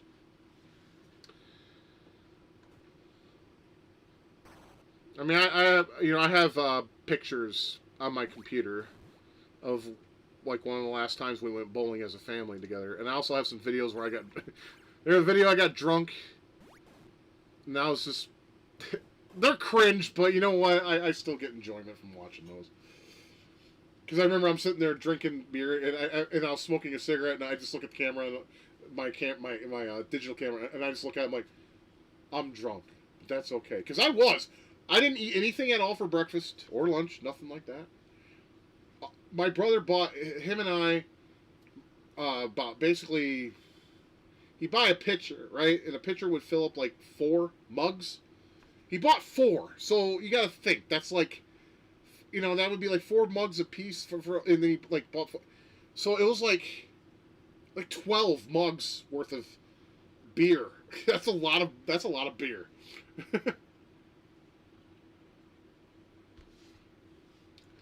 My brother would come home from that. He'd go home and take a nap and go to sleep, right? Me, I'm drunk as fucking hungry. So what did I do? Well, we had some pre-made beef patties in the freezer, and I decided to fry myself a couple. I asked Mom if it was alright, and she's like, yeah, if you're hungry, eat something. That's fine. So I made like 3 of them. And then what did I end up doing? Throwing them back up. I'm a play game. That was bullshit. I got Jude there. Fucking Hezekiah threw me a nickel and said, bitch, you ain't getting shit from this game. Anywho, yeah, so I ate like 3 of the motherfuckers. Then my friend Dan comes over, and I remember I was sitting there in a chair, just, feeling good from having food in my stomach, but then it hit me. But then, see, here's the thing. If you eat after you drink a shit ton of beer, like the amount I drink, your stomach hates that. It can't, it hates it to the point where it's just like, the fuck, bro? What are you doing, man? And sure enough, I sat there, and I was getting the spins, and then my friend Dan looks at me, he's like, you're gonna puke, aren't you? And about 5 minutes later, I rushed to the kitchen, I leaned over on the garbage can, because we had one of those big, 5-gallon, not 5, fuck. It was like one of those really, those garbage cans that are, really huge. I don't remember, I want to say it was 48-gallon, something like that. It's huge. I leaned over on that, and I just... And then Dan's like, yep, Scotty's puking. He went over there, rubbed my back, tried to help me get it all out. Mom would be like, how much did you drink? I said, Mike and I had 4 pitchers of beer apiece. And she's like, and you would drink mugs of that shit? Of all that? And I'm like, yeah! And then she's like, that's a lot of beer. And I'm like, you think? And then after I threw up, I felt tired, and I decided to... I felt bad, because, my friend Dan was there. But he was talking to my mom, and I just blacked out on the chair. And then eventually he woke me up, and he's like, hey, buddy. Oh, yeah, here's the little thing where you can save Pauline, I guess. I was never good at this part. I always thought it was neat, though. Break up the monotony of pinball, but then you lose, obviously. Dan would be like, Dan would say, hey, man, I'm leaving. And I'd be like, oh, man, don't leave. He's like, dude, you're, blacking out and shit. You need to get some sleep. And I was like, alright, maybe you're right. Then I passed out, and then Michelle called me later. And then Dad took us all out to eat the next day, before he went back to Indiana. We went to this place called Dan's Diner that's still there. They had some really dope rice pudding, man. I had, gosh, what did I have? Fuck! I get my ass kicked. I drink a lot on 4th of July, lots of fruit vodka. Fruit vodka will make me throw up like none other. Back when I lived in Michigan, and I used to drink, every so often. Well, I drink once or twice a week because work was just so shit and I needed a cope, right? And I wasn't smoking at the time. I would always buy... They had this sale all the time that never ran out.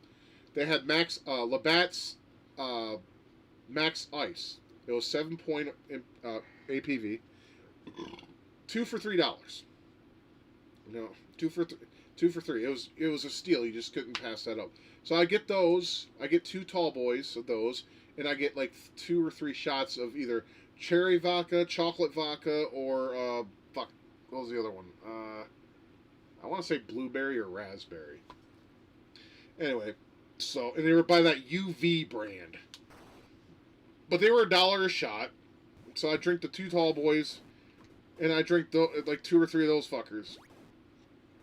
And when that happens, guys, I projectile vomit it. Almost every time without fail. That's one of the reasons why I don't get flavored shots anymore. Because if I do, I'm likely to throw up. Not this past Saturday, but the Saturday prior. I didn't know that the rum shots I bought were vanilla flavored. Now, they were good. They were vanilla flavored. They weren't fruit flavored. I was happy about that, but still, they made me feel like every time I downed a shot. So, yeah, every time I drink the cherry vodka shots or the raspberry blueberry, I would always projectile vomit. Like, I'm talking fountain. My stomach hated those, so yeah, I stopped drinking those, dude. Yeah, don't drink fruit-flavored vodka. One thing you can have, though, that I would recommend, it's weak as shit, but it's tasty. Yeah, I suck at pinball, but yeah, my dad loved this game. He is Seagram's strawberry daiquiris. They're like 3%, and they're because they're wine coolers. But dude, they were so good. But yeah, pinball, black box pinball, excellent game for its time. It was simple. It had no music. You just had the sound effects. It's a nice game just to sit back and chill with. You know. I mean, you'll suck at it obviously because they hate you. They keep throwing the ball directly in the middle, even when you try to save it. But you know, you can just play a few games and enjoy yourself.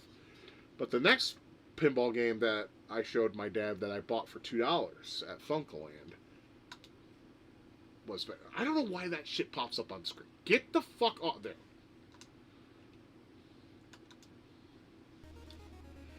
Was this one. This was like his magnum opus. Oh, thanks, Russ, dude. I appreciate it, brother. Like, when it came to pinball games that my dad loved for the consoles, this was his magnum opus. He loved this game. Because it replicates the pinball table pretty well. I played the pinball table at the arcade that used to be by my place when I used to live across town. Of course, the music could go die. I don't like it all that much. But, whatever. I just focus on the ball. I don't focus on the sound design. But my dad loved this too. He'd like come upstairs and be like, "Hey Scott, what are you doing?" I'm like, "Oh, I'm just playing my Super Nintendo Y." He's like, "Oh, I was hoping I could play Pinbot." I was like, "Yeah, go ahead.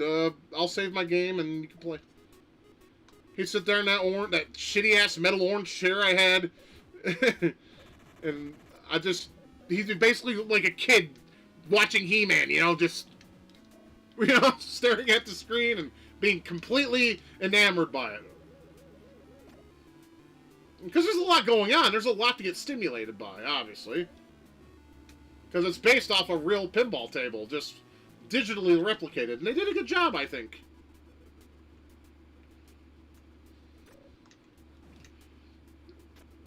Well, it's colorful and it's got plenty going on. It's a good game. It cost me a whopping $2 at fucking Funkaland.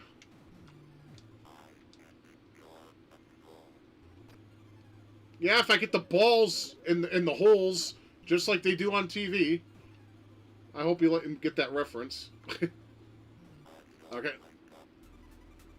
Okay, let's see if I can get the other one in the hole.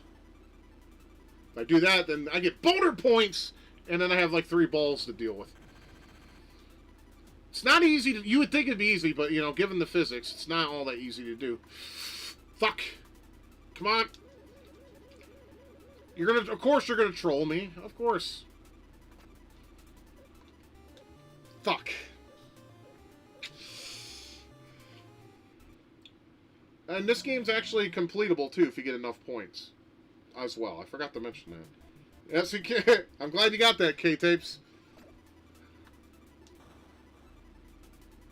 I still have a chance to get the other ball in there, and eventually my other ball will come out, but it's just hard to aim it because these physics are hard for me to grasp onto, unfortunately. The left one's easy to get, but the right one's easy to get, but the left one isn't. I always come on, get. Why is it always? Your mother sucks dicks in hell. I'm trying to get it in the hole and it ain't doing it. Eventually, it's just gonna drop the ball out because I can't do it. I suck. What can I say? There we go! Now we got both balls and we get to knock them around. Knock around your balls! I like shooting my balls. It's great.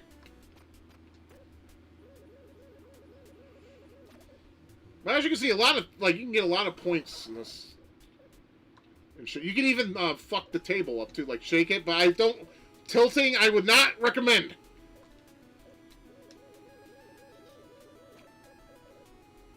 See, this song right here ain't too bad.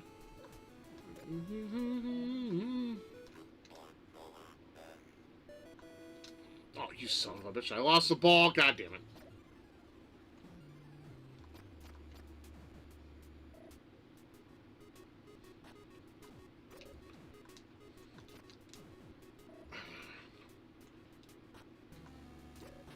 Yeah, I forgot what the criteria is to beat the game. I think it's score related, if memory serves me. I never beaten it, but I know people who have. And I actually seen the ending on YouTube, so it is beatable. You wouldn't think that since it's a pinball game.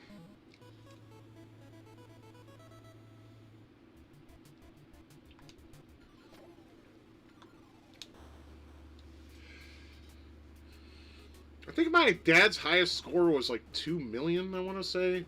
Or it could have been 1.5 million. I wish I had a Polaroid. I would have fucking took a picture of that shit. It's like, you know, it makes me wish my family weren't so poor. Because we could have got cameras and I could have videotaped some of my dad's antics. For, like, you know, for memory's sake and to laugh at and stuff like that. But nope. Unfortunately. See? Okay, Hezekiah! Goddamn Jew. Alright. One more ball.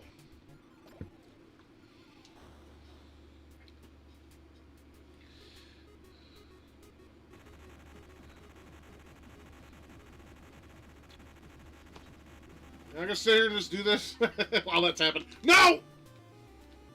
My fault. That's my fault. But anyways, that's Pinbot. Well worth your time. Good pinball game. If you like pinball, I think you'll have some enjoyment out of it.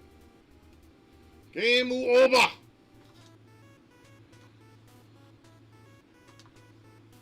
High scores pointless in 8-bit and 16-bit games. You can't save them. Anyway, so that's Pinbot. Pretty awesome game. Really good representation. The sequel's better, The Bride of Pinbot. That might, you know... Like I said, the sounds... I mentioned in that Black Box video that the sounds from that game would make men just basically start feeling very flustered. Because she would moan and... Man, it's like, dude, I need to go home and rub one out, man. Because I played it at that one place. She'd be like... and, oh yeah, get it in there. It's like, God damn it, man. They did that shit on purpose. And it's kind of like NTR, you know, because, you know, she's the bride of Pinbot. She wants your dick, and it's like, that's how I'm looking at it. Anyways, so there's 2 more games I'm going to play for the night. This next one, my dad and I also had marathons on. I can only get to the 3rd stage these days without getting past it, and it pisses me off because whoever designed this game to make this stage so early on needs to be shot. But I gotta do what I gotta do, right?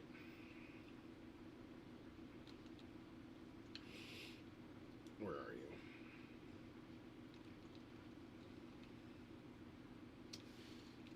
Ah, there we go. Yep, good old Arkanoid. Maybe I'll unlock a couple achievements. Who knows?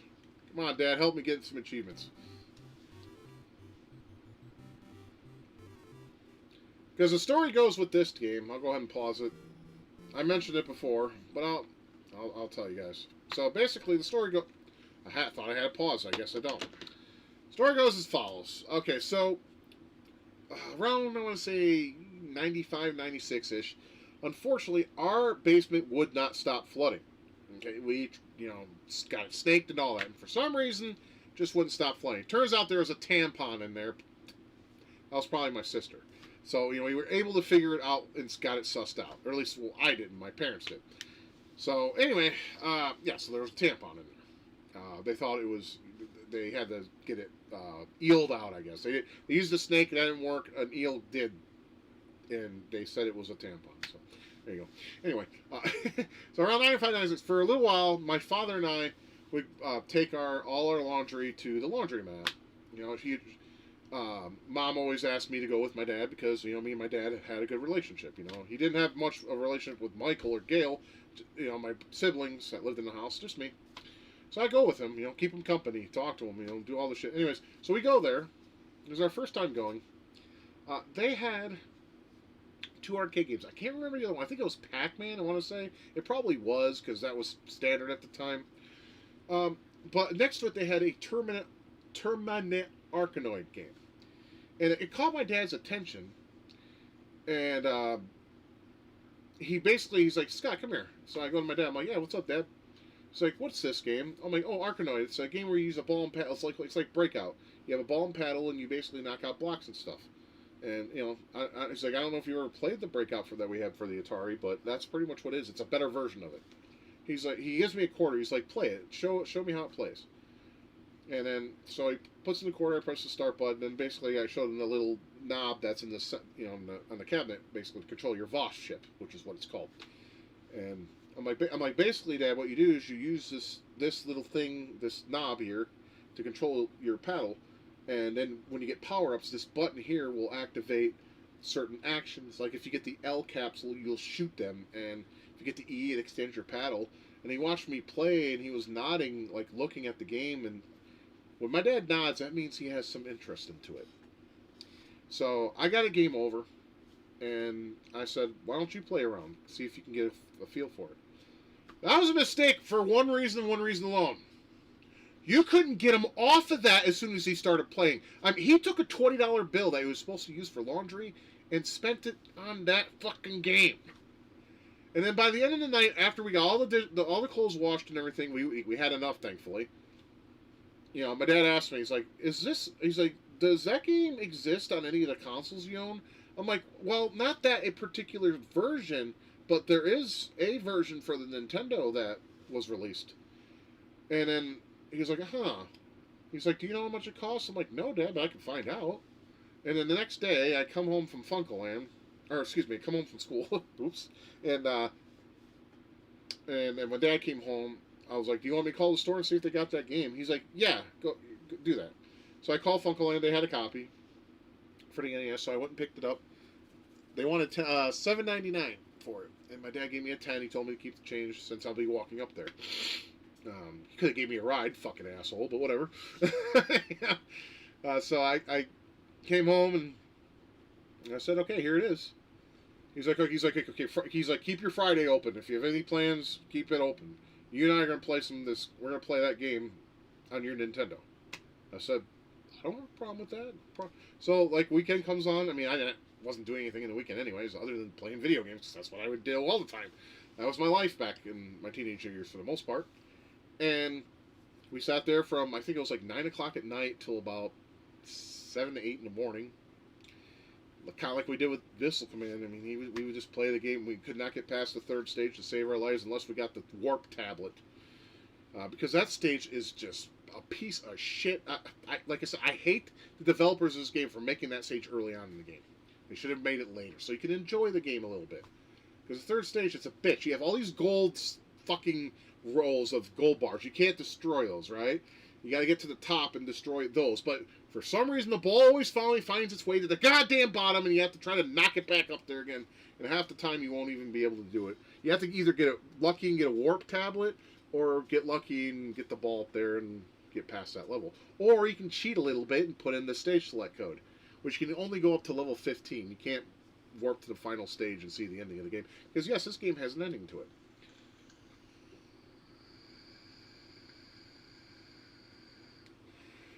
And we never got the sequel here in America, at least not on a console that I'm aware of.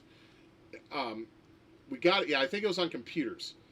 I think it was on Apple II GS and I think DOS. But it was never released on a console over here in America. They got it on the Famicom. I don't know the reason behind it, but there was. Anyways, let's go ahead and play a little bit of Arkanoid. And my controller stopped working. What the fuck? What? What? My controller's not working. Oh! There's a reason behind this. I actually have it set to where you can use the mouse as a form of control for better control. Because if you guys remember, the Arkanoid on the NES set, they had a special controller, basically the Voss controller. And so I have it so the mouse can be used. I forgot about that. My bad. It's not great though. See, it's kind of jerky-ish, so I'm gonna put it back to controller. I'm gonna put it back to controller. Input. No.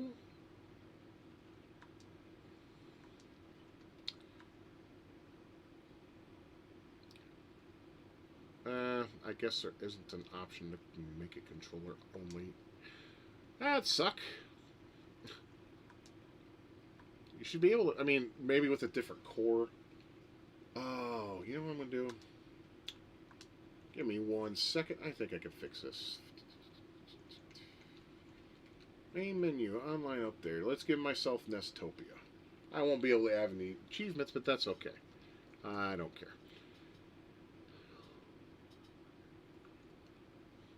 I'll get Nestopia, use that core, and then that should fix that problem. Sorry about this. I should have thought about it beforehand, but I didn't. Okay, let's go to history, Arkanoid. Let's load it with Nestopia, and that should fix our problem. Oh, cool! It's still it does give me achievements. Great, because you have to. They said you have to have the mess into it, so maybe Nestopia. I don't. You know what? I don't know, and I don't care. Okay, this should fix our issue. No, it's still. Fuck. It's now. It's not even working at all. Fucking hell! Why does the? It's like the mouse isn't even working now. This is dog shit. All right, we need to figure this out. Maybe I gotta set controls. Okay, is everything up, down? Yep. B, A, auto. Yes. It's auto. So I'm just trying to get this figured out. Why it's doing this shit. Okay, we got the core options input. Auto. Okay, it's given mouse or pointer. Come on, man. I could have swore you could use the D-pad. Okay. You have to assign it to a controller to input. Well, you know, I am input, right? You have pointer and you have mouse. So, will pointer work? No, it does not. Okay. It reads the other inputs, it just doesn't read my D-pad. Which is unfortunate. I mean, I could use a standalone emulator. I can always do that as a last-ditch effort. See, it tells you that but it won't allow you to turn it off. Should say enable or disable Arkanoid device. Doesn't give you that option though, so that's kind of shit. Okay, I guess we're gonna have to use a standalone emulator for this, huh? System, no. Core, no. Okay, so if we're gonna have to play Arkanoid, we're gonna have to do it in a standalone. This will take a second, and we're gonna have that annoying thing in the bottom, but whatever.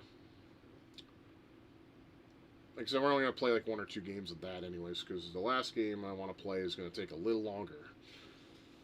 Because I remember, and I'll tell the story behind that one too. Because I think I told this one before, but I'm not entirely sure. Okay, let's go to Nestopia standalone that I have.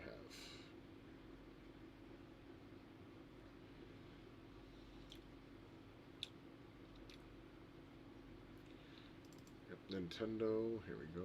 I had not used Nestopia in some time.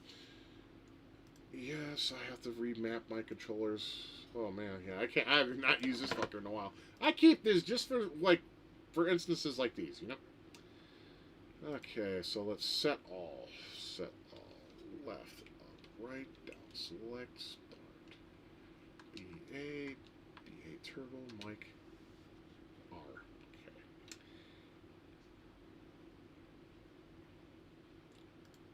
Alright, now. It should already be... Yep. I'm about to pop up the window, obviously. You have to switch windows. Lovely.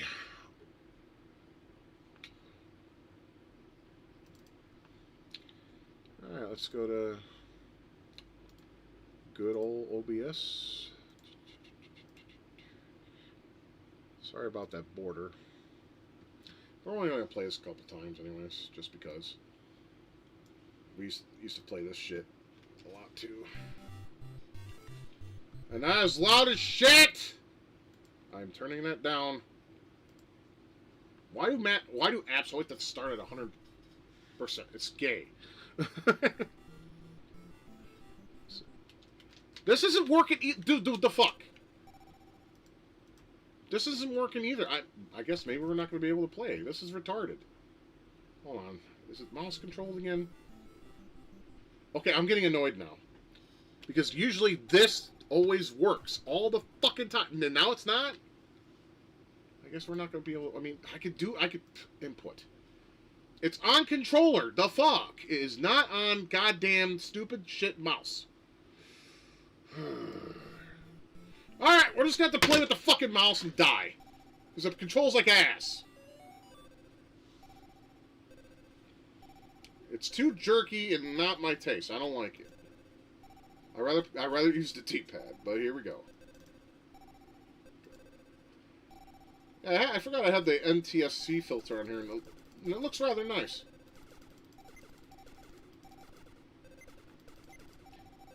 This is the thing I loved about Arkanoid. This right here. You can use the bolts and shoot the blocks away. Makes it for an easy win. See? Dead. Of course.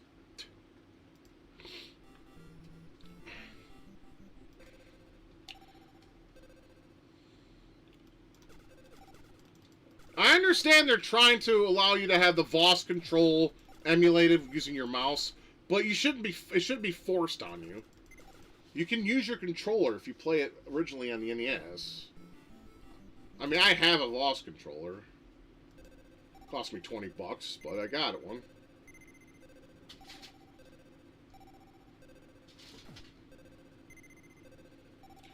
The goal is try to get the ball up there so it bounces everywhere, and easier said than done. Obviously. Because the physics in this game are not that great. See? That jerkiness, man. I'd rather just use the goddamn D-pad and they won't let me. It's fucking dog shit. Now, if I was my dad, I would have already thrown this mouse across the room. He'd say, what the fuck's this dog shit? Literally, he would. Like I said, the original... See my mouse thing? This sucks. This sucks. Sorry, Dad. This sucks. I'm sorry. See, it's just too jerky and nonsensical. Don't like it.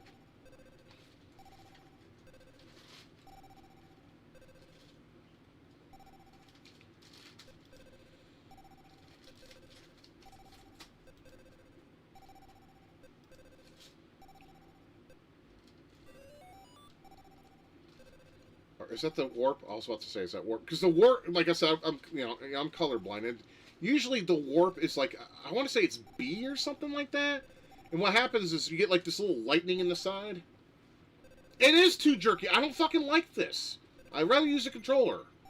I'm sorry, I'm one of those weird people. It's too dookie and shitty. I would rather use a controller than this stupid mouse. This is gay as fuck.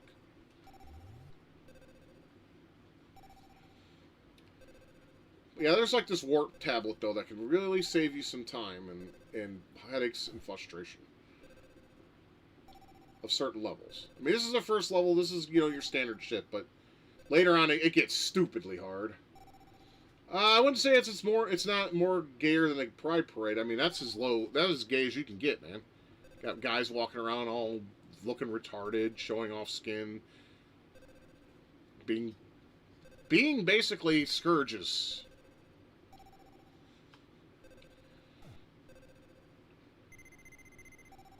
I mean, other than gay men, you know, women, liberal women are like literally the scourges of this country. We can do without them. They can be deported, and we'd be fine. The country would flourish without that kind of shit. What the fuck just happened? This is what I mean. Mouse control is dog shit. All right, get that out of the way.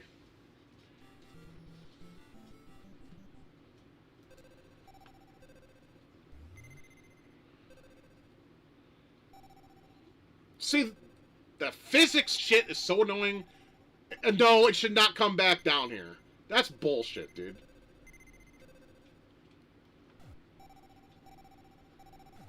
The physics in this game annoy me because they always focus on coming back down to you. When it should be up there bouncing around hitting the shit like now. Like right now, this is fine. But then it's going to come down here and keep stuck down here, and I'm going to fucking end up losing the ball. See?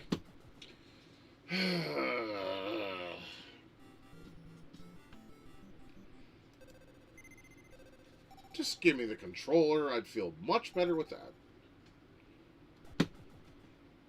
Hate it.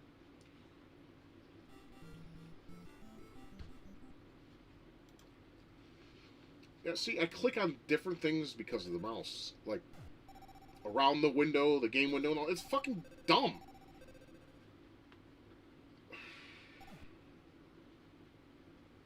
Force controls. Get the fuck off me. It's more like those 2D games you buy and you're excited for them, right? And you buy them on Steam. Forced analog control for a 2D game. Go fuck yourself. I mean, thankfully, I know my way around that shit. You just basically get anti-micro X or use the Steam's built-in controller option manipulator thing. And what you do with that is basically you have it on keyboard control in the game, and then whatever the controls are for the keyboard, you make as your buttons on your controller. Like it's kind of like Joy to Key. You guys remember that program? That thing was a pain in the ass. I could never get it to work right.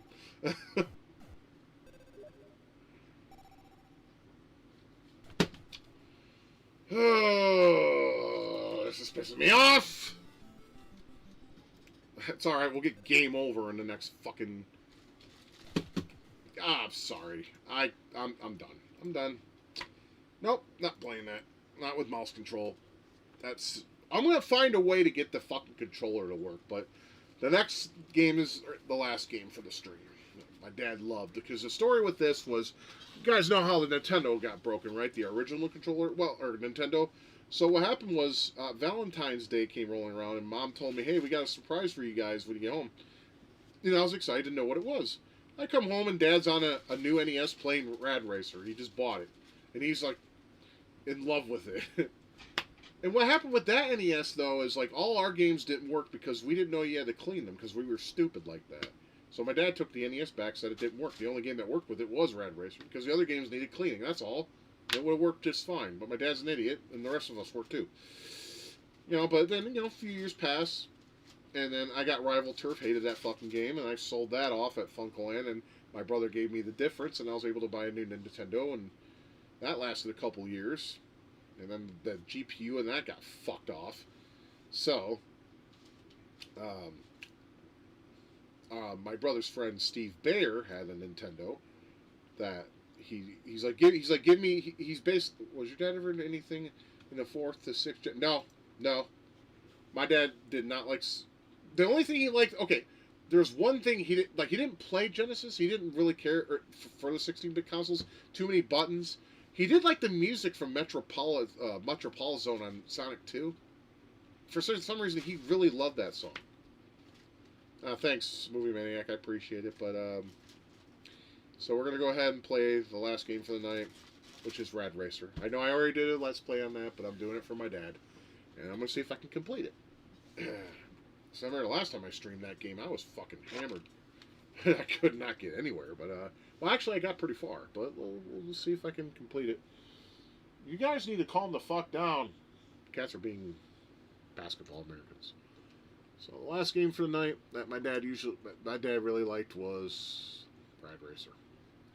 But yeah, my dad didn't really play anything on the Super Nintendo and Genesis. He like tried it. He tried Mario World and all that. He just basically didn't like how there was just too many buttons, and he was pretty much good after the third generation ended. He had his, you could say he had his fill, but like I said, even during that time, yeah, I think Red Racer is a classic. It's one of my favorites too. I like it myself because it's arcadey. I like the arcadey feel of it. Um, but he like after this third gen, he was pretty much he's fine. I mean, he like I said, he played pinball. He played Arkanoid. We played Arkanoid together. We also played Missile Command together on the 5200. So, we had some good times with that. Very good times. Anyway, let me scroll down. Sorry, I'm just yapping and not getting to the game. So, anyway, I gotta reload Retro Arch, obviously, on Steam, or OBS, excuse me.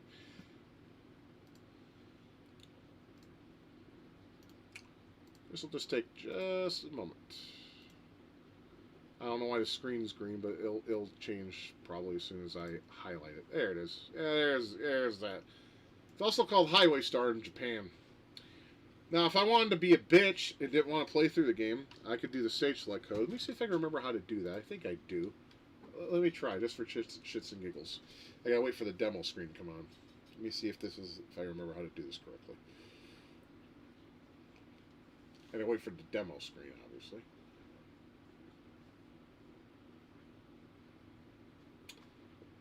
So you can see HS in the icon. That's how you know.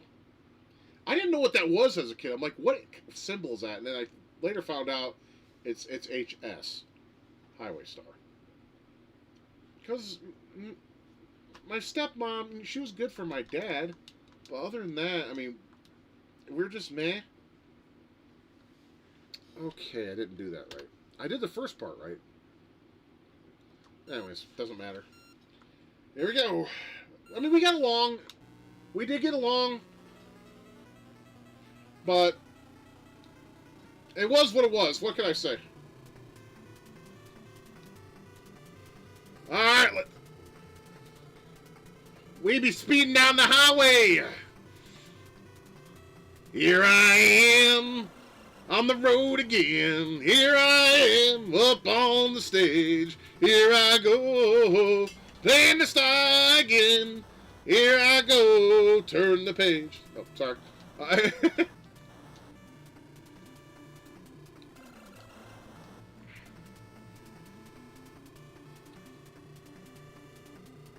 Boom. Alright, first checkpoint.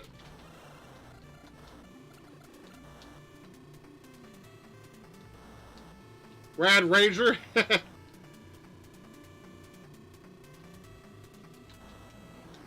No, my father would rage on this too. Excuse me, guys. Knock it the fuck off, all y'all! I'm not playing. Ugh, fucking cats. I made them go. Now they go. Maybe I should go ahead and close the door. That would probably be a good idea. Because they're knocking my light around, and I don't like it when they do that. Fucking asshole cats. Okay.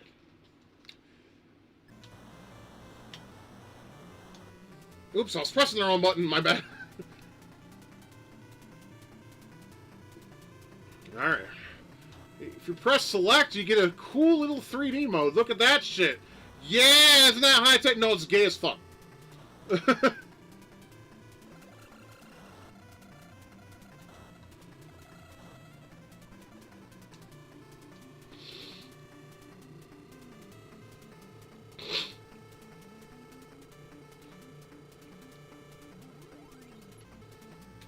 I'm gonna post the last College Universe DVD tomorrow. Not much, just some Easter loot. Thanks, man. Appreciate that. I'll check it out.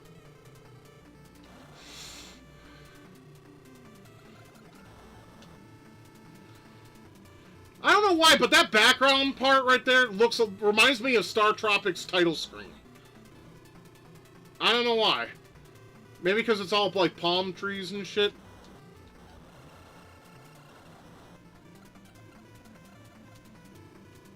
That's what I want to say.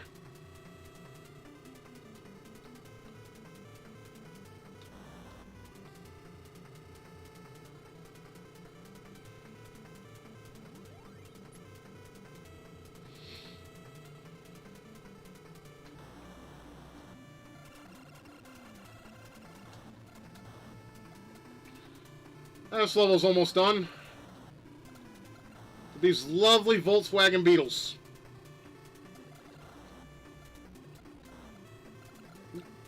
No, you begin to hate these cars later in the game. They will push you off, they will block you in, box you in, pit maneuver your ass. They're assholes and then some.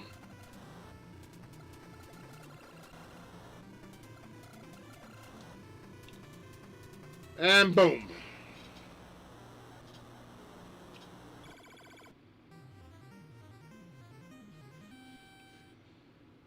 Yeah, we even have some retro achievements for this too. That makes me kind of happy. Look, I know like that is so like tacked on and cheesy, but I like the fact that people went out of their way and they made like an achievement system for retro games. That's awesome. So that way you don't have to like own a collection on Steam that sucks shit, like the Fighting Force collection. That is fucking the most bomb of the barrel collection next to Bubsy that you can come up with to release on Steam. I mean, like I said, all you gotta do is join it, and then you just log in with the newest version of RetroArch, and there you go. And since RetroArch is on Steam, there you go. So you don't necessarily have to have it. I have it on standalone, obviously. You have to use Menson for NES, though. For SNES, you have to use... You know, I don't know. I have it on here, though. The cores that you need.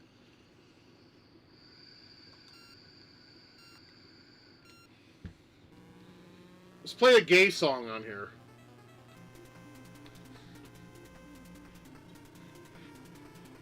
This song is so gay, I'm sorry. You son of a fucking bitch! Really?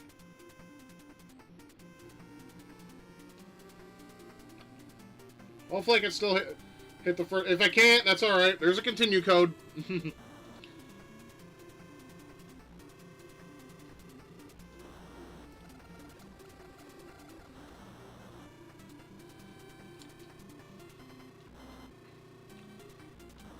So it fits! So it fits, Rhino!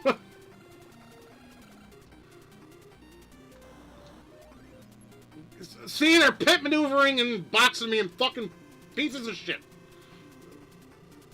Fuck off!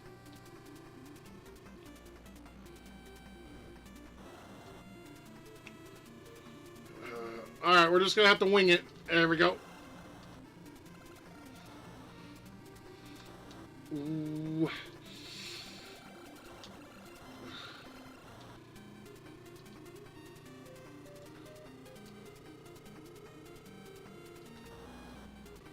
It's amazing how they figured out how to code hills on an NES game this early on. Because the NES ain't supposed to have, like, hills and shit. I think it's background graphics or something. I don't remember the technique they used. You son of a bitch. Pontiac-looking motherfucking car. That's probably what that... I think that's what that is. And the manual tells you what kind of cars they are. And you always have a certain car type on that stage, so...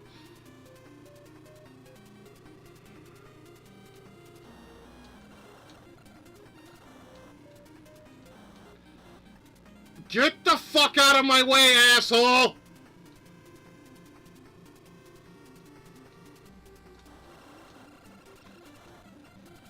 Learn to drive or get off the goddamn road! Do it now!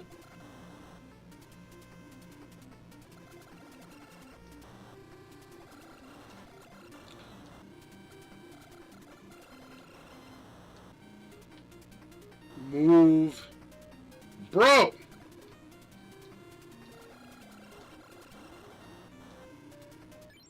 I think you were stuck on this level before. No, I think I was stuck on a later level that's similar to this. I think it was the one that said square in the background. Las Vegas, I think it was.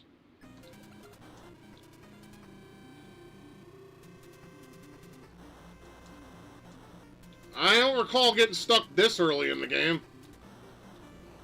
But maybe my memory's failing. Who the fuck knows anymore? Son of a bitch.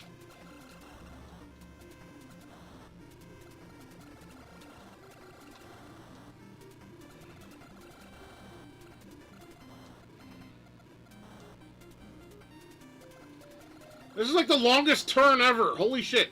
My thumb hurts. I'm Come on! There we go.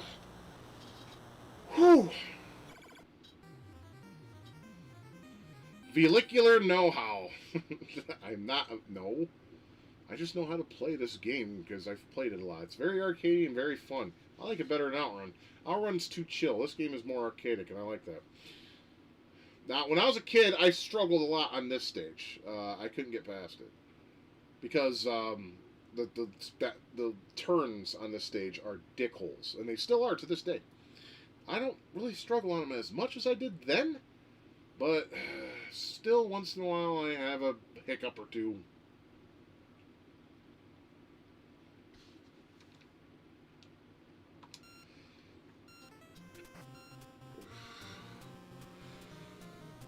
This is, of course, my dad's favorite song in the game, obviously. Has that old rock and roll sound to it.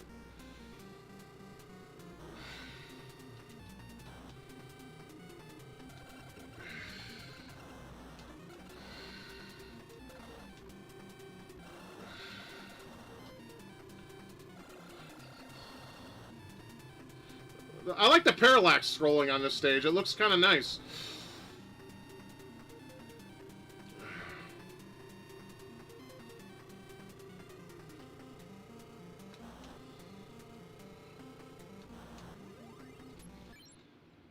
Sorry, out of context, but I've been thinking about getting an Xbox for Turk Evolution for short times. Should I get it? Why not? If you have the money, you have the hard work, get it. Fuck it. Who cares? Right? And the shorter load times would be great, because goddamn, the ones on GameCube take for fucking ever.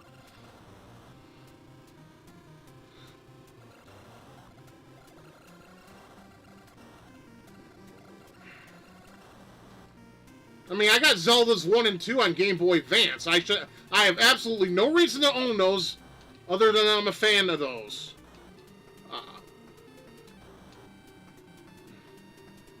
And I don't care what anyone says, but Zelda 1 is harder on the Game Boy Advance than the NES.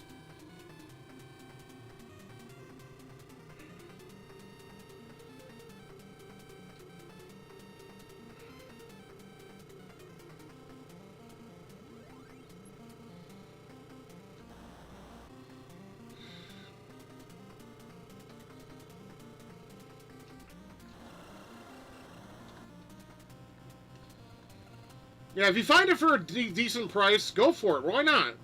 You have shorter load times and, in some cases, probably better graphic fidelity. Never played the Xbox version, so I can't tell you how it looks, but, you know, fuck it. It's a good game anyways. I don't care what anyone says. So Evolution's a damn good Turok game. People say, oh, it's gay and shit. It's like, no, it's actually pretty good. I liked it. I don't care, so... Suck my dick. I purposely played the first area on my GameCube video back in the day for that reason, because everyone keeps shitting on it. And it's like, for what? It's fine. At least I thought it was.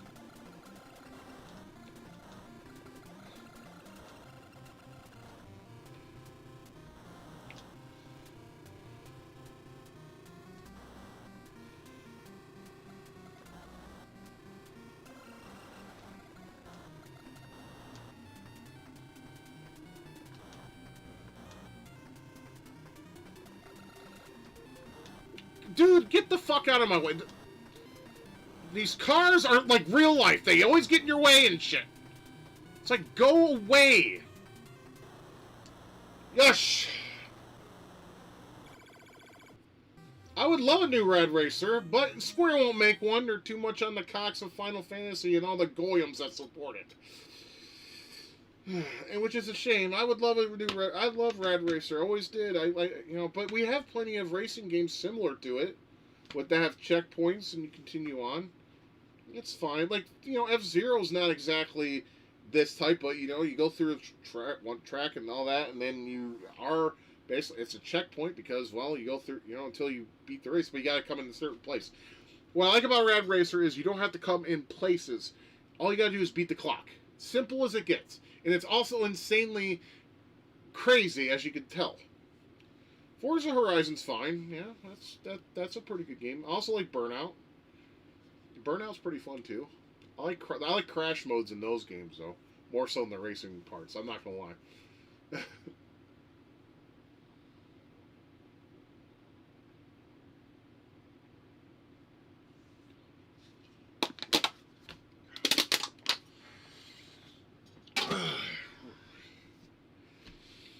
Okay, I'll play this track and then I'll go grab another brew because I bought me a 6-pack so of Pat's. So there you go.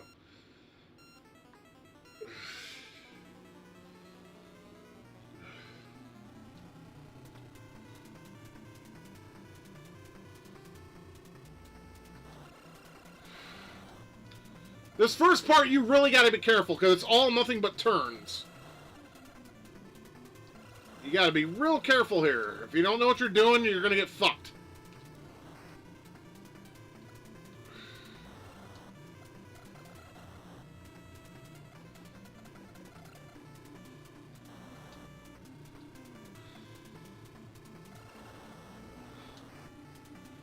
See, you get bounced around like a goddamn pinball. Fuck off!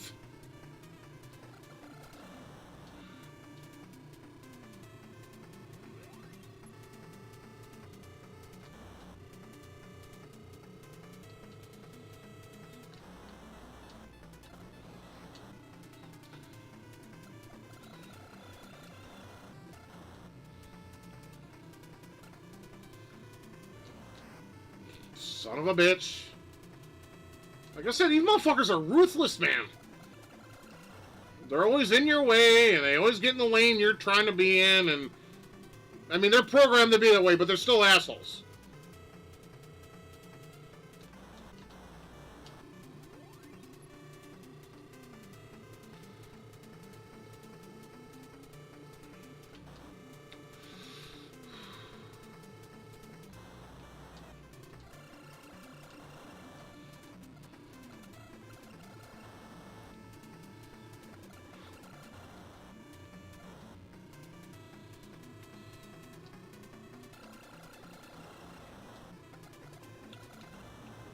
Get the fuck out of my way, asshole.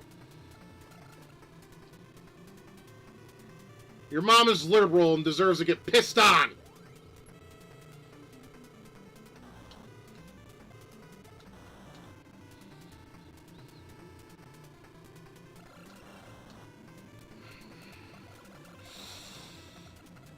This is the most... Fuck off!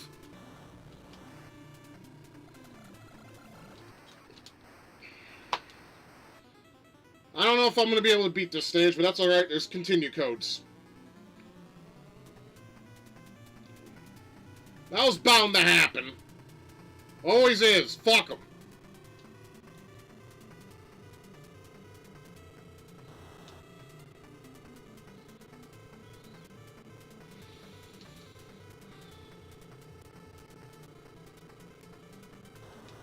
I don't know why the sound's breaking up, but it is.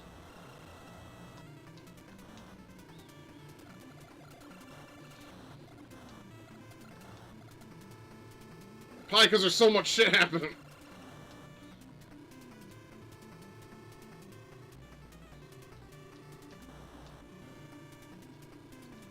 No, you fuck off already. Oh, we're right there. Come on. Yes! 7 seconds to fucking spare. Now, that I did not know. I did not know Libtards was a Rome. I mean, I know Rome's fucked. Italy's fucked. When did I first play this game? 1988. 1988. I rented it, or we rented it. Dad loved it, and it was the first game he made sure to buy when we got that replacement NES. That my dad thought was broken because we didn't know how to clean our cartridges because we're idiots. But, yeah. This was a rental at first from Video Busters, and he was basically, he found his crack cocaine, more or less. When he was, we rented. I'm trying to remember, what did we rent when we rented Rad Racer? Shit, I'm trying to remember because we would always rent 2 games, most of the time. Like I said, I remember we rented Commando and Kung Fu together, I believe. And then we rented pinball and the Commando after that. Trying to remember, what did we? Fuck! I can't, I'm drawing a blank. I want to say either Bump and Jump or Karnov. It was either it had to have been Bump and Jump or Karnov, because I remember seeing the cover of a Bump and Jump and it looked like an Archie's comic cover, and that interested me. Because the funny thing is I played that version and I knew there was a. After that, I knew there was an Atari 2600 version because when my mom's friend's son lived with us for a little while, Louis, he had an Atari collection, a big one, and he let us play the games as long as we put them back as soon as we were done with them. So, and we would. I saw his collection. He kept them in like this really dope case that was made specifically for Atari games, and he had like 100, 200 games, a lot. And it was like this dope case that you pulled out like like kind of like those dressers that you see in like hotels and shit. Those dressers where they have the two doors and you pull out, and then you have that your area for your clothes and stuff, the little closet thing, closet dressers, whatever they're called. It was like that. It was like that, but it was for. Except it was about half as short, and it was made specifically for Atari games. I don't know if you could buy that or if he made it. It wouldn't surprise me if it was either, because Louis was like that. And yeah, that's how I remember playing the Atari version of Bump and Jump, because I was like, oh, I remember playing this in the NES, not too long ago. And yeah, because like I said, the cover looked like an Archie's comic cover. Talk about a game that pissed me off. I own the cartridge of Bump and Jump.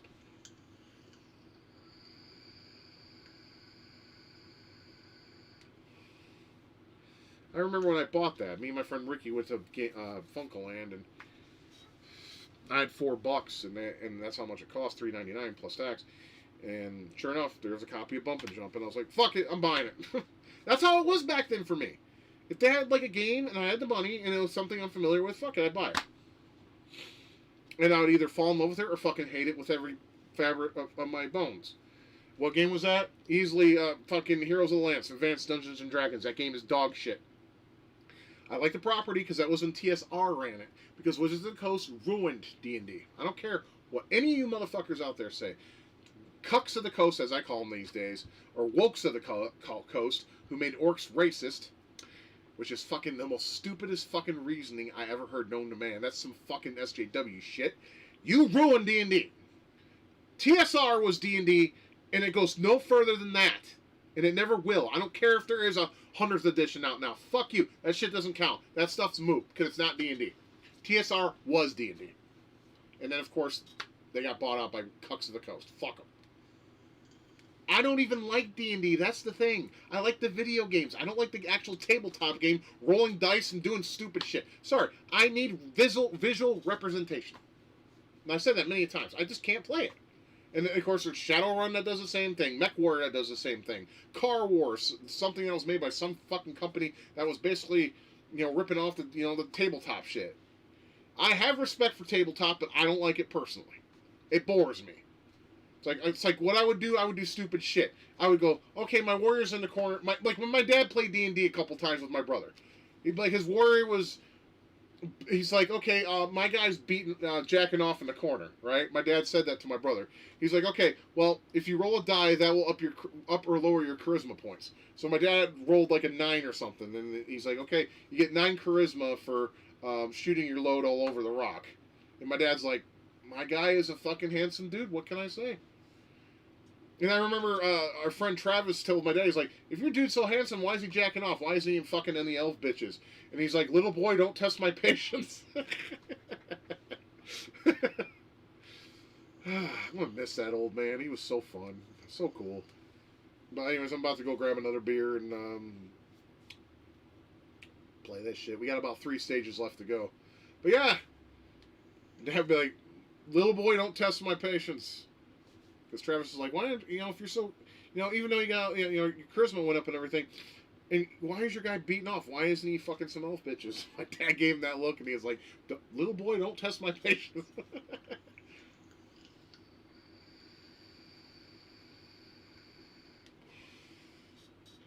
That motherfucker was so cool.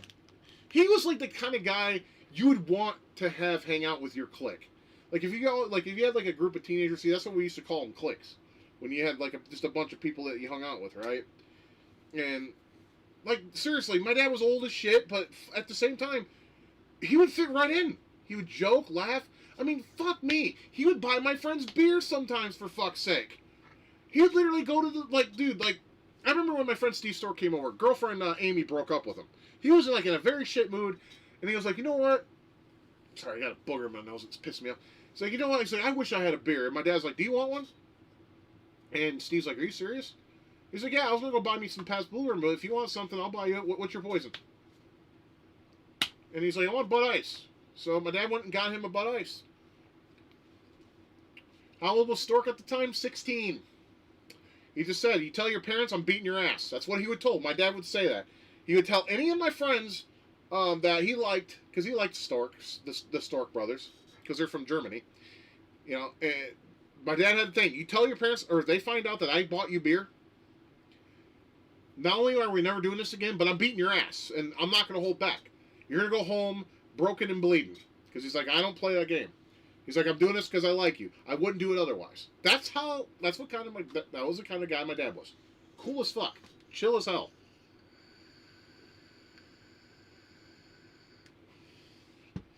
He'd tell you what you wanted to hear, and he'd also tell you what you needed to hear. And the other times he told you stuff you didn't want to hear, it was funny. Anyways, I'm going to go take a quick piss, grab a beer, and we'll finish this game. Like I said, we got 3 stages left, so hopefully we can beat this game relatively quick.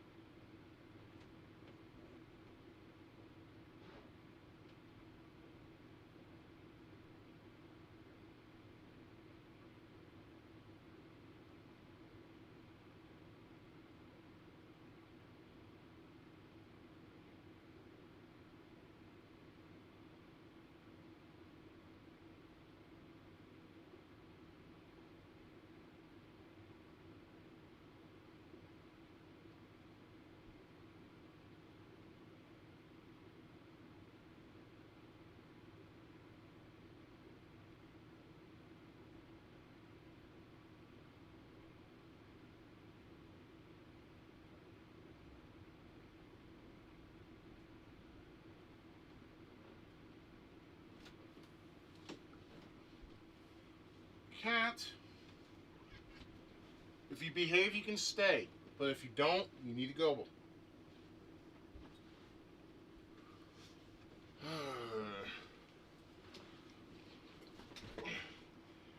You can stay.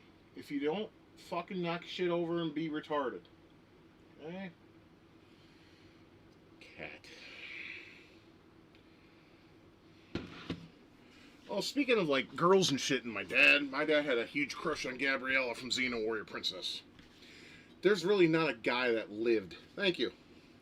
There's not a guy that lived that didn't want to fuck her.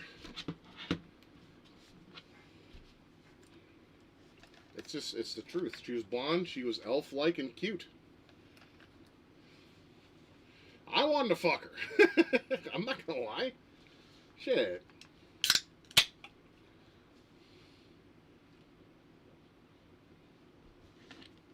Alright. This is a shit stage. This is how far my dad could get. This is a tough one. I think there's Lamborghinis. Yeah, this is basically the Las Vegas looking one. We'll play the gay music again, because it's in Los Angeles, filled with gay shit! Yeah, these are the Lamborghinis. I remember.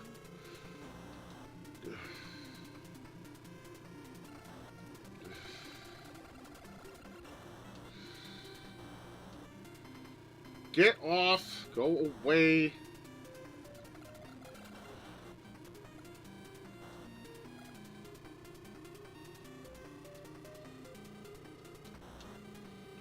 California used to be a pretty cool state, and then became gay as fuck. That's unfortunate. Shit! That was my fault. That was my fault.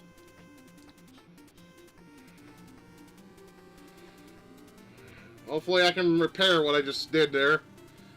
I was going too fast, wasn't paying attention too much.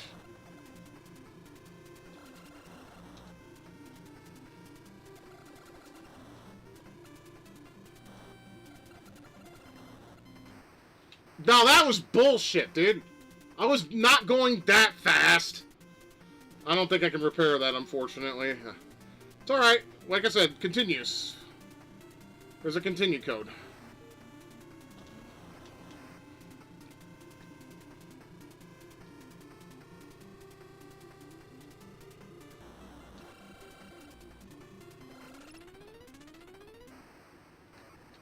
That was horseshit, dude. That's why I hate the Lamborghinis. No matter what you do, you're always going to get fucking hit.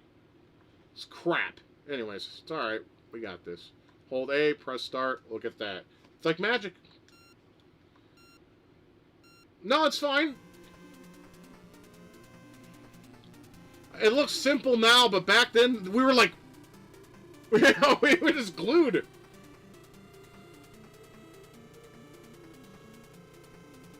These Lamborghini can suck shit from a septic tank. Fuck them.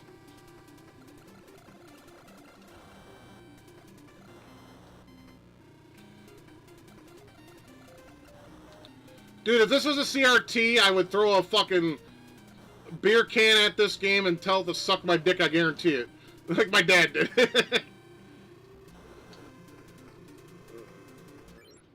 You hate him too? Cool. Yeah, I do. Fuck him. God! Ooh! That was luck. If luck had a fucking purpose, it was that. But I just can't crash, because if I crash once, it's over. If I crash anymore, it's over. I'll have to continue. No, I always hated this fucking stage. I mean, from here on, this game's a double basketball American.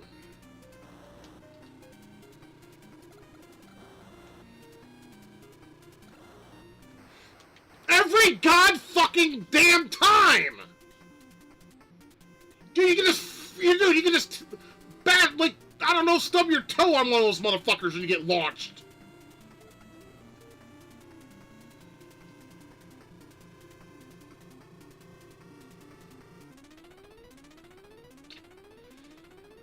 I made it, I basically made it to there, but I didn't make it all the way there, unfortunately. Get away from me, dickhead.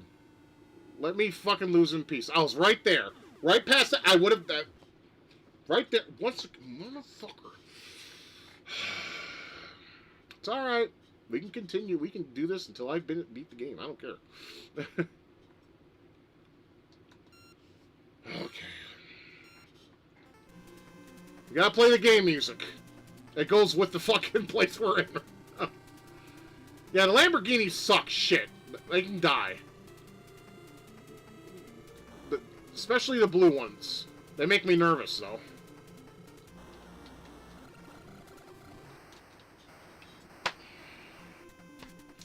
What did I say?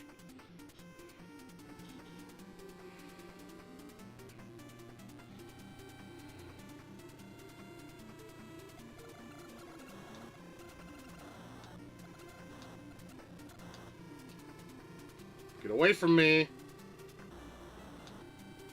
See, we can make up a story here. The blue Lamborghinis are liberals, see? And when you touch one of them, it's like almost contracting cancer. Let's see, this is...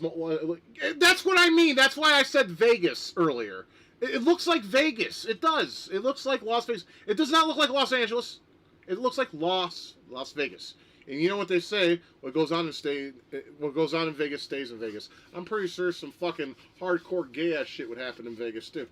Not that I would know because I've never been there. But I'm just saying, for other people who have, they probably had like, I don't know, they probably got pegged themselves to the point where they had prolapse the next day or some shit. Who the fuck knows? And I'm pretty sure some guys probably snorted meth off some hookers' tits. I mean, the sky's the limit.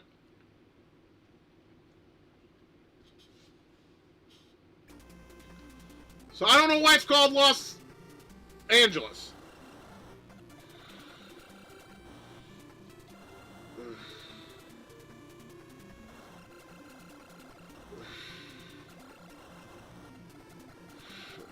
I gotta be more strategic with my turns here. Because those blue cars are being basketball Americans. Get the fuck away from me! I hate this. I hate this!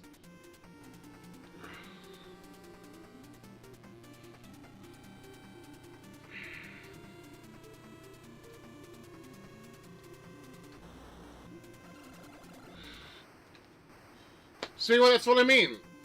The fucking cars just boom. Done. Game over. So annoying. I can't get to the second goddamn checkpoint without them dickheads getting in my fucking way. Like this, like you can barely touch them and you go flying. And no other car in the game does that. Lost assholes. Might as well. Now I can see why this was as far as my dad could get and I could get when we were younger. This stage is a literal dickhead.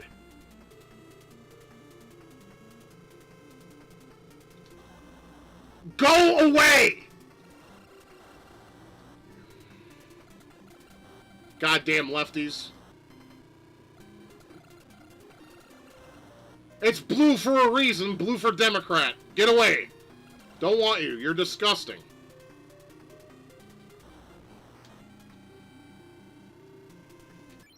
Let's see, the secret really made up. Yeah, well, no, I'm probably going a little too fast.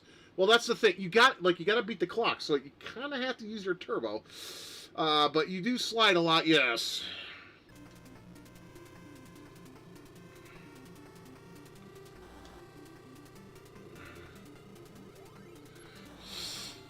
I hate when the cars come out of nowhere, because that's likely a crash for you to get as well.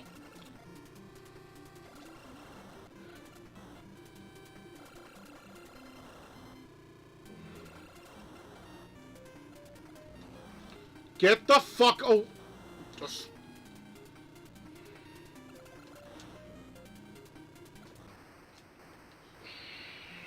Every time. Fuck it. Next time, saving state, fuck off. I've had enough. This is getting ridiculous now.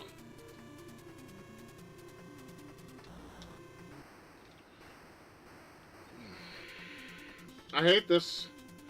Alright, so next time when I hit the first thingamajiggy, save state.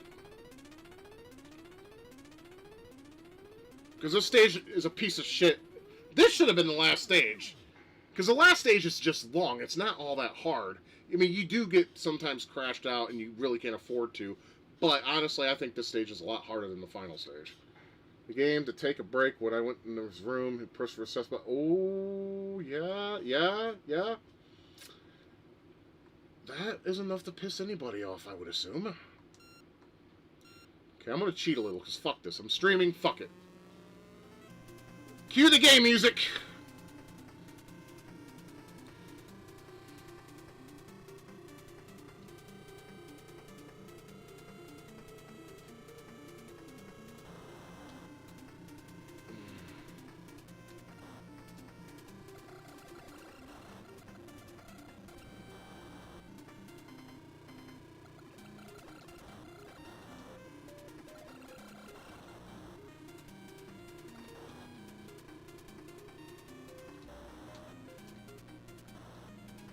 come on. Stop being retarded. Do that blue Cario. Now I'm about to crash, ain't I? Okay. Save. Next!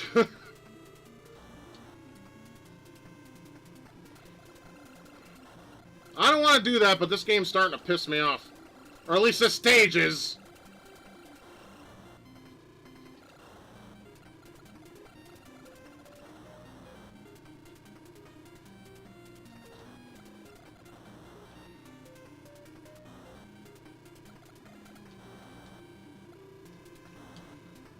Go away.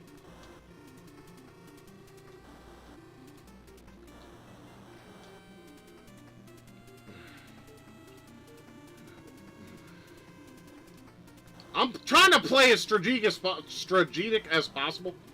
Alright, cool. We hit the second checkpoint. I'm saving state anyways, because fuck that shit.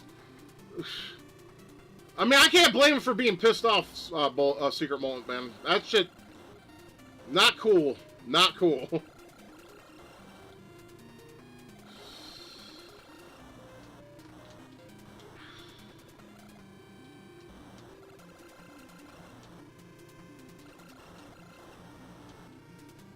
I'm using my brakes more often. This is a strategy. I shouldn't, but I kind of have to.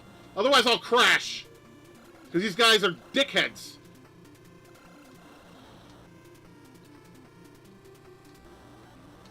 Trying to box me into the pit maneuver, are we? I don't like that.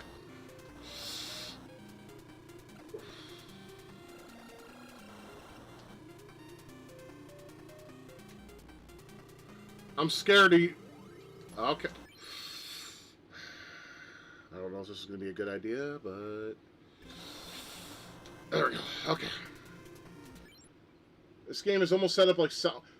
I mean, it is made by... No, because Salem was rare. I almost said made by the same company. I'm like, no. It's, you know, Salem was great. You got that booty sticking out. And actually, it's a very fun game. I like Salem. That's one of my favorite black box games I own. That and Kung Fu, I think, are like my absolute favorite ones.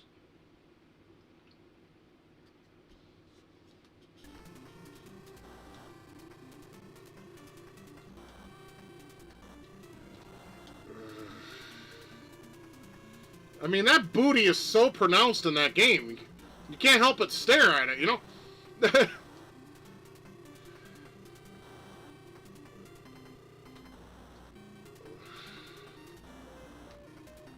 Okay, we got plenty of time. Be careful.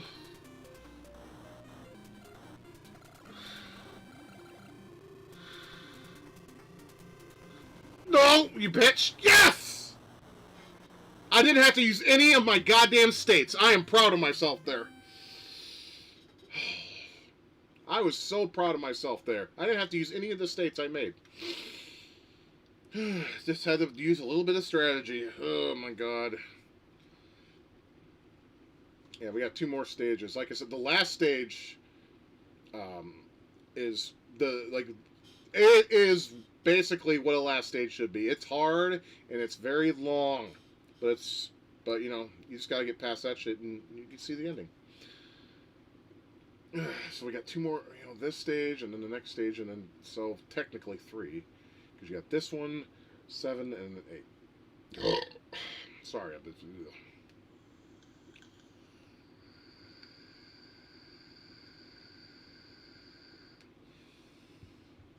Alright, there we go. I'll play my favorite, because I deserve it. That's why.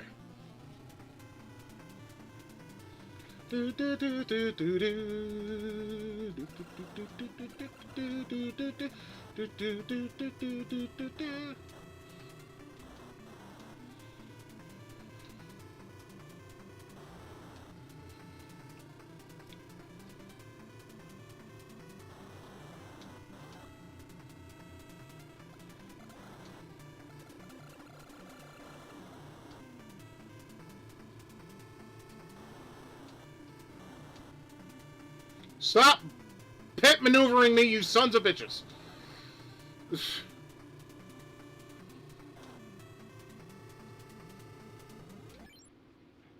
Am I gonna crash? So I'm gonna start saving. I'm gonna break. Ah! That was dumb then. Ah, god damn it.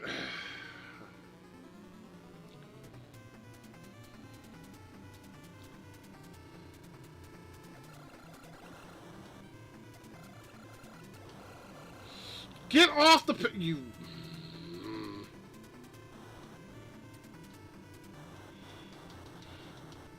Come on.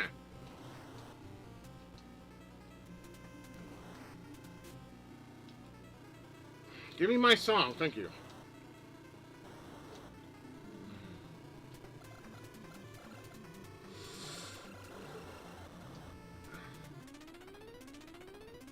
Nope. I'm not going to use that state either. Because, yeah, I crashed as soon as, yeah. I was almost there, wasn't I? Yeah, I was getting close. Alright, we're going to have to start over. Because, yeah, I set myself up for failure there. Come on. Thank you. You know, that intro, that music sounds like a banjo, kind of. Doesn't it? A little bit. Nothing wrong with that. Banjos are fine. Yeah, I can't help but think of hillbillies drinking the beer I'm drinking right now, or Budweiser. With a little bit of southern accent. I love you.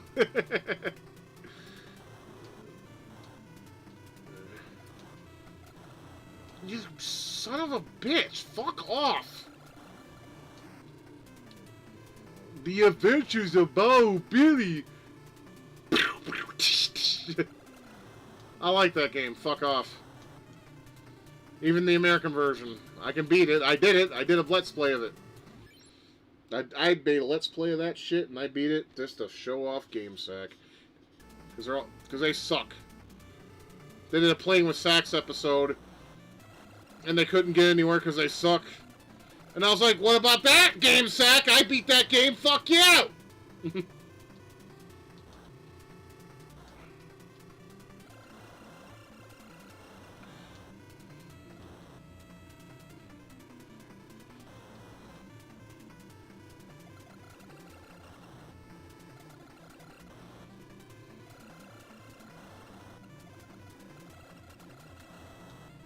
Go away, thank you. Nice, you're doing better than I ever could. What, in this or in fucking Bayou Billy?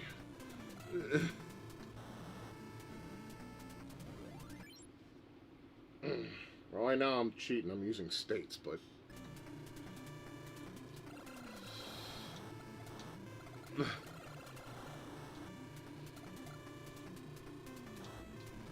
No, I like that game. I know it was, like, hard for all the wrong reasons, but...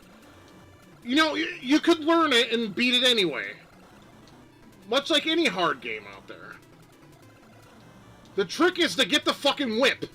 Seriously, that is the trick. Get the whip. Make sure you don't lose it, otherwise you are fucked.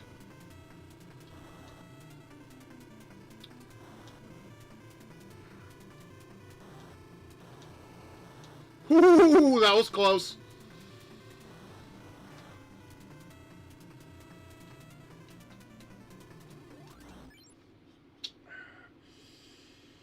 Doing okay. Last stretch.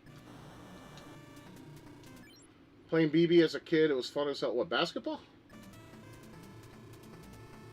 Or Bayou Billy. Oh, I'm sorry, Bayou Billy. I love that game, man. I love how you can drive and shoot and then beat ass. I like when they change it up like that. So it's not like it's just the same shit over and over again. Son of a bitch. I might have fucked myself. Hope not. But there's a good chance I did. Well, that's why I made a state.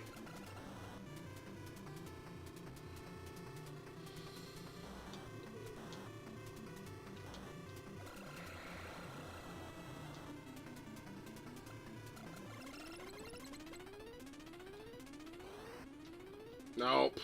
Damn. That's alright. No worries. No worries. Where's my F4 key? I was right there, too. See that shit? See, I just can't crash. That's my goal, is not to crash. You must pause or disable achievements hardcore. How do you do that? Let me figure out how to do that.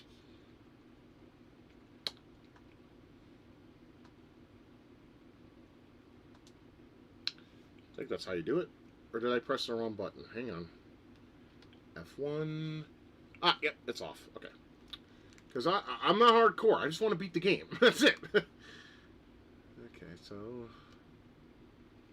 And... F4. There we go. Okay.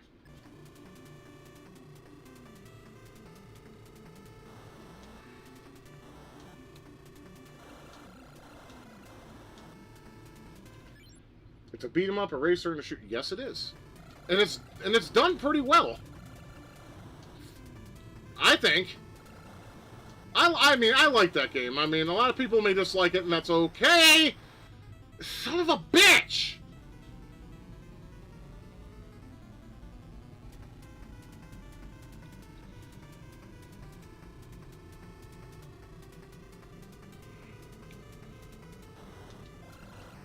No.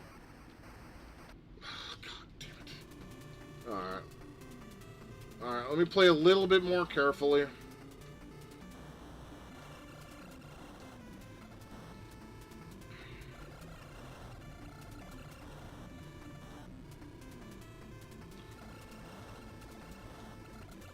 It's fucked up, you know, because one of the last times I went to the hospital for my wife to get something done, I played this game all the way through and didn't even struggle once, and I was running off like 2 hours of sleep.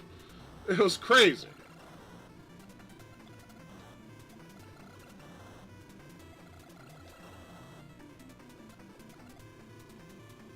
There we go.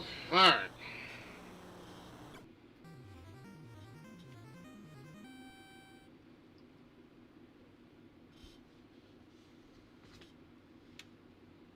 Or is this the last stage? Because I think it's... This might actually be the last stage. I don't think there is... I'm sure there's... I'll find out right now. This could be it. Because I remember something like this. Let's see. How many stages?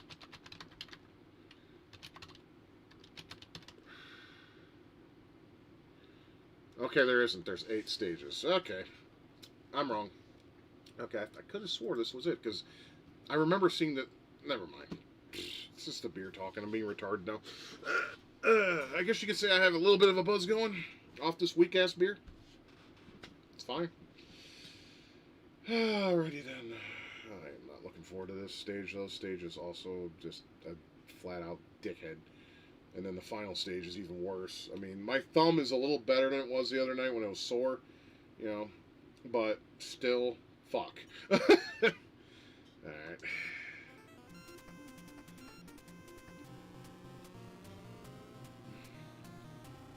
Let's play the bootleg Steppenwolf music.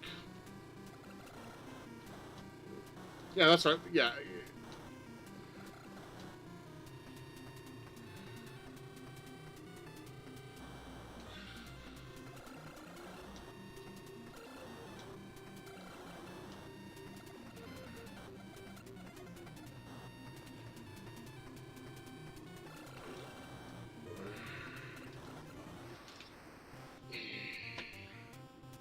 It's like, why do I even bother?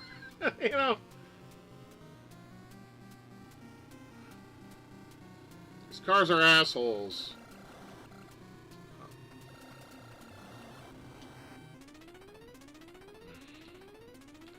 Come on. No, nope. Denied. Damn it. I always get close or near it, but yeah, these next 2 stages, I can tell you right off the bat, you cannot crash. If you crash, you might as well just give up. Serious.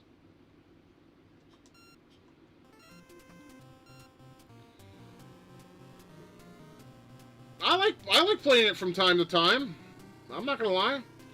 Like I said, it's very arcadey, and I like that. I like arcadey racers that don't put too much emphasis on bullshit, like options and stuff. Oh, put all this acceleration in your car. put your tires like this and put your engine like that. It's like, fuck off. I just want to play the game. I don't care about all this nonsense. Rad Racer is just what it is. You're basically, you're trying to beat the clock.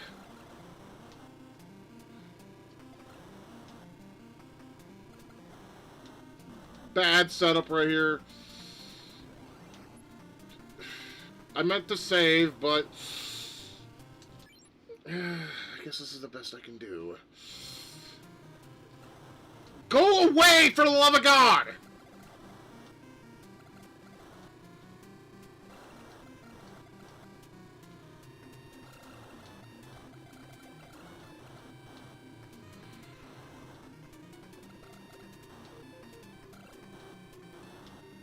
The blue cars, just like blue people, I don't like. Get the fuck off me! How about that, cocksucker?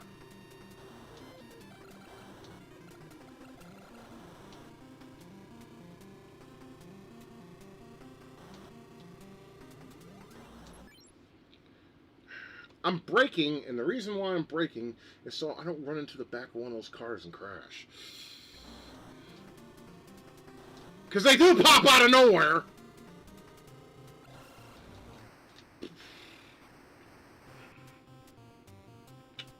I mean, I'll see how far I can get, but I told you, once you crash, it's pretty much over.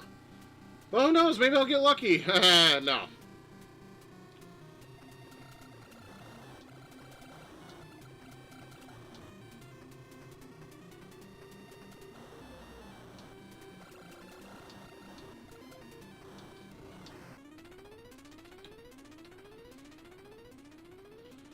Yeah, like I said, you crash on these last two stages, you might as well just give up. How close was I? I wasn't too close, but I was close enough to the last one. Okay, well, that's alright. We got it. This.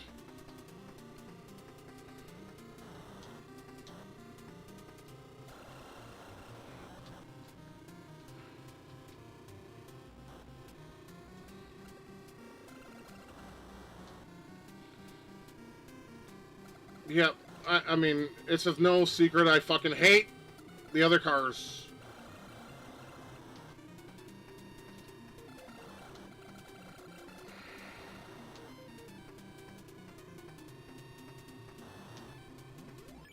There we go.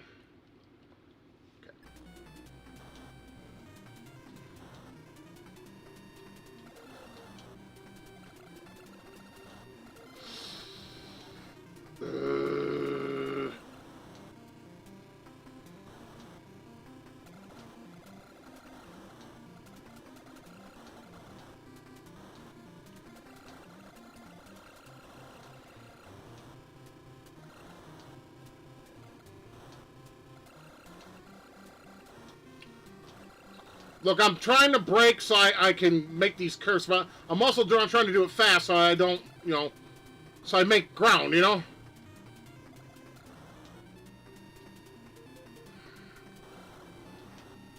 Son of a bitch, blue cars, man.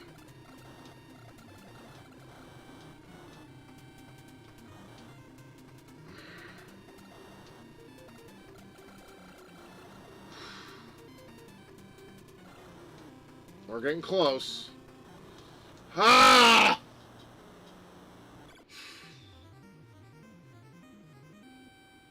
Now we're on the last.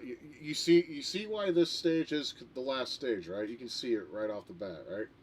Look at after your first checkpoint. Swirly like a goddamn sea sink that comes out of your ass. This wasn't ever released on anything else, or was it? No? It wasn't.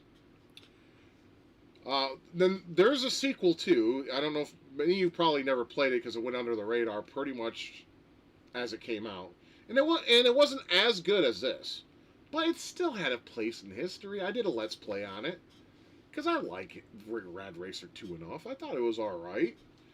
It wasn't as good as this, but it was still fun. It still was kind of fun. I mean, every stage like had its own tune as well, but the difference was, like, I think if memory serves me, you have to like change whatever tune you want when it showed you this map. But this, oh my god, this stage, this is like one of my Achilles heels. I either do it or I don't. I'm gonna try do it, for the sake of this stream. Like I said, even though I'm drinking, I'm not drunk at all. I mean, I have a little bit of a buzz going though. Off week beer. I mean, it took like what? This is like what my third beer, fourth beer, somewhere around there. A couple more to kill.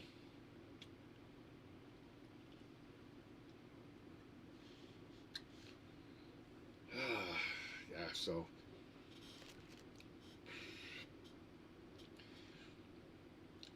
yeah,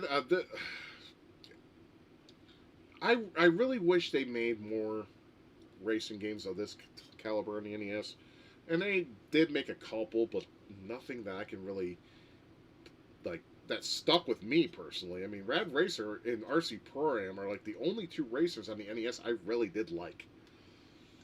My dad didn't like RC Pro Am. He said that according to his words, basically the asymmetric view just threw him off. He just couldn't understand it. He couldn't get a hang of it. Because I tried to teach him how to play it, and he was like, nah.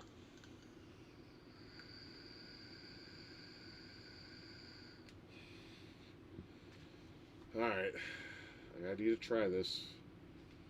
I really hate this stage. I'm not lying. This and Los Angeles are probably my least favorite stages in this game. But the only way to do it is through it, right? So...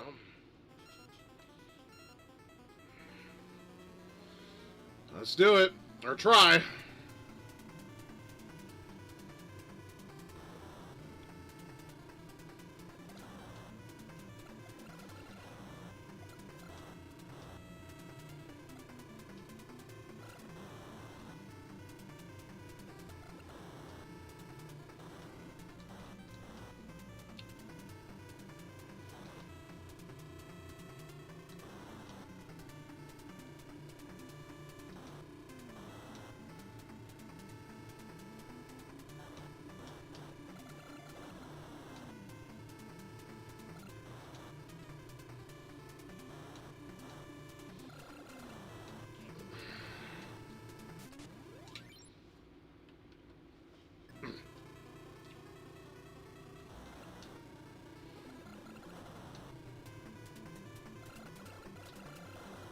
Slowing down doesn't do you any favors either. I should mention that.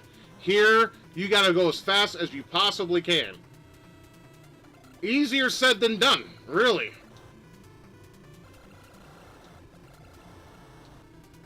Because if you slow down too much, you won't make it to the checkpoint. Nah.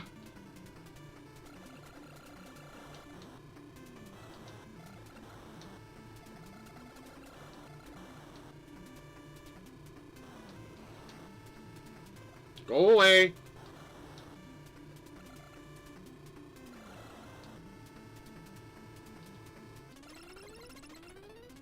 Come on, come on, come on. Yosh! Alright.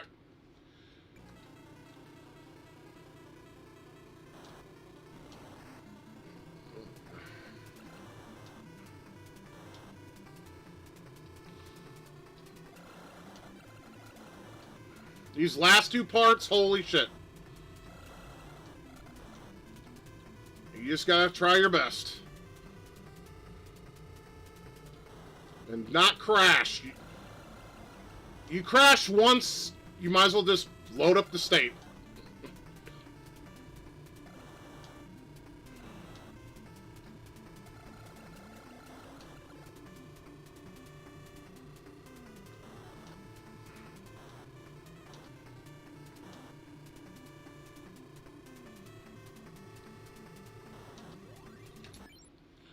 Alright. Almost there, guys. Almost there.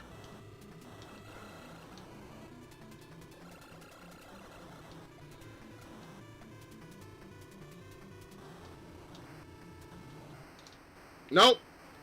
Where's...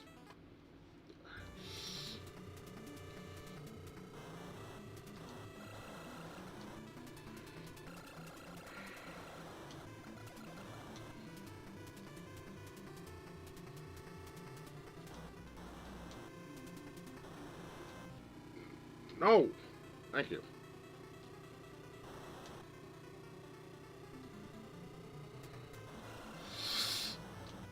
on, you bitch. We're almost there.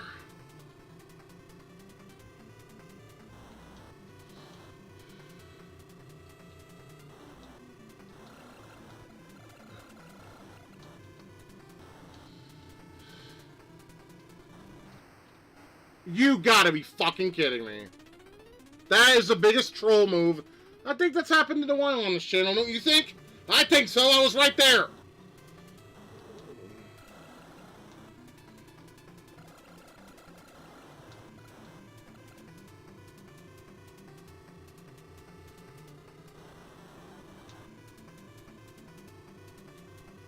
Come on, Dad. Help me out.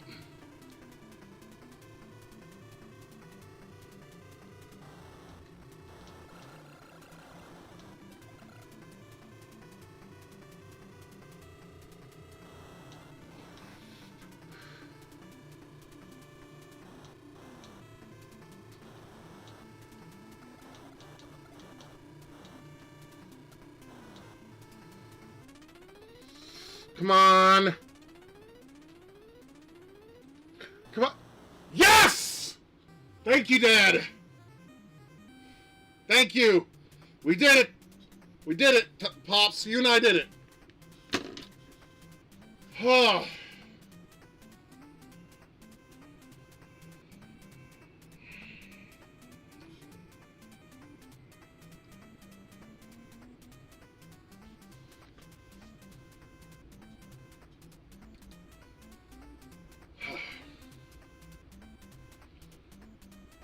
Now here comes a lesson for life. I'll explain it to you once it happens. Bitch gets in the car. Bitch drives off with your car. And you run after her. The bitch stole your fucking car! She stole your car and took it. I mean, that's a metaphor for life. A bitch is going to take your shit that you paid for and take off with it! So anyways, that is Rad Racer, and that is the end of the stream. So I want to thank everyone that came on. I appreciate your condolences and kind words. I'm going to miss the old man. I'm going to miss my dad. He was, like I said, my dad was a good person. He was a lot of fun. I always enjoyed hanging out with him and his little jokes and quirks and things that he did. And I mean, like I said, there's hardly any person in the world that didn't like my dad. The only person that didn't was my mom because, you know, she's a woman after all, and you know how they are. Her reasons are not valid. Let's just put it that way. I think that's a perfect example, is her reasons were not valid to dislike my father. So, yeah, so that's pretty much all I gotta say. So, Dad, I love you. Thank you so much. I hope, you know, if you're up there, hopefully my wife will help you get situated in your new afterlife, if there is one. Hopefully you'll see Mom and you guys can make up in the heavenly plane. So I'm glad that you two are at peace now, and my wife's at peace. No more pain, no more suffering. So if there is an afterlife and you guys are up there or down there, you know, they're in hell right now screaming up at me. Sorry, that's bad. But yeah, if you're up there looking down on me, or if you're down there looking up at me, wherever you may be, I hope you're in a better position than you were during the land of living. You know, it's sad that I can't see any of you anymore. You guys were the most important people in my life, but you're no longer around. So now I just gotta coast through the rest of this life on my own without any of you in it. So it sucks. It's painful, but it's life.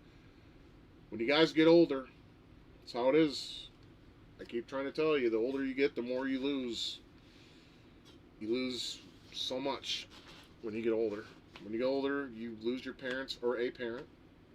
You lose a lot of friends. Either they die or they drift away. And not all of you are going to send, or excuse me, why did I say send?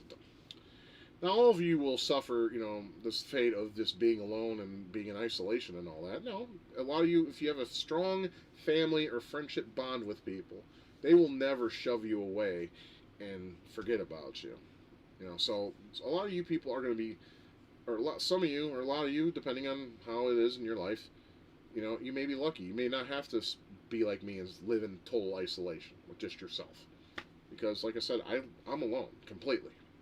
I have cats, sure, and they're fine. But I'm sorry to say this. While I love the cat, I love the affections of a cat or affections of an animal. They're great. They're nice, right? But nothing beats the affections of a hug or a kiss from a loved one. But that kind of affection is much more necessary. It's much more meaningful. And when you don't have that, it's hard. It's hard. It's depressing. It's heartbreaking, soul crushing. You feel like you're a disease. No one wants to touch you. And the people that would touch me in a loving way was my father, my mother, and my wife. And they're all gone. They're all been taken from me. So I'll miss them. I'll miss him. I miss my wife. I miss my mother a little bit, even though her narcissism was bullshit. But there are times when she wasn't, and she was actually being a mom, and that's what I'll miss about her. I won't miss her narcissism though, because that shit can go die in a fire.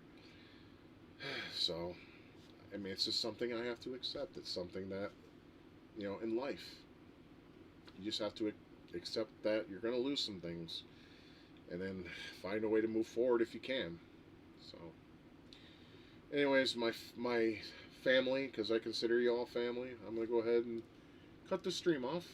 But I hope some of you had some enjoyed the stories that I talked about with my father and the games we played and the things he's done. And, to basically, I don't want this to be a sad moment. I want it to be a celebrating moment. That man fought in Vietnam. He was married to my bitch of a mother for 35 years. And then he got remarried and was happy for the rest of his life. The 30 years. The last 30 years of his life were happy. He married his high school girlfriend. They get married, and you know what? They went on they went on cruises. They went on trips together. They traveled a lot. My dad was living the best life, his best life, and it was with her. And oh my God, when my mom knew about that, she would be so angry and pissed. She'd cry in her bed. She would scream about it.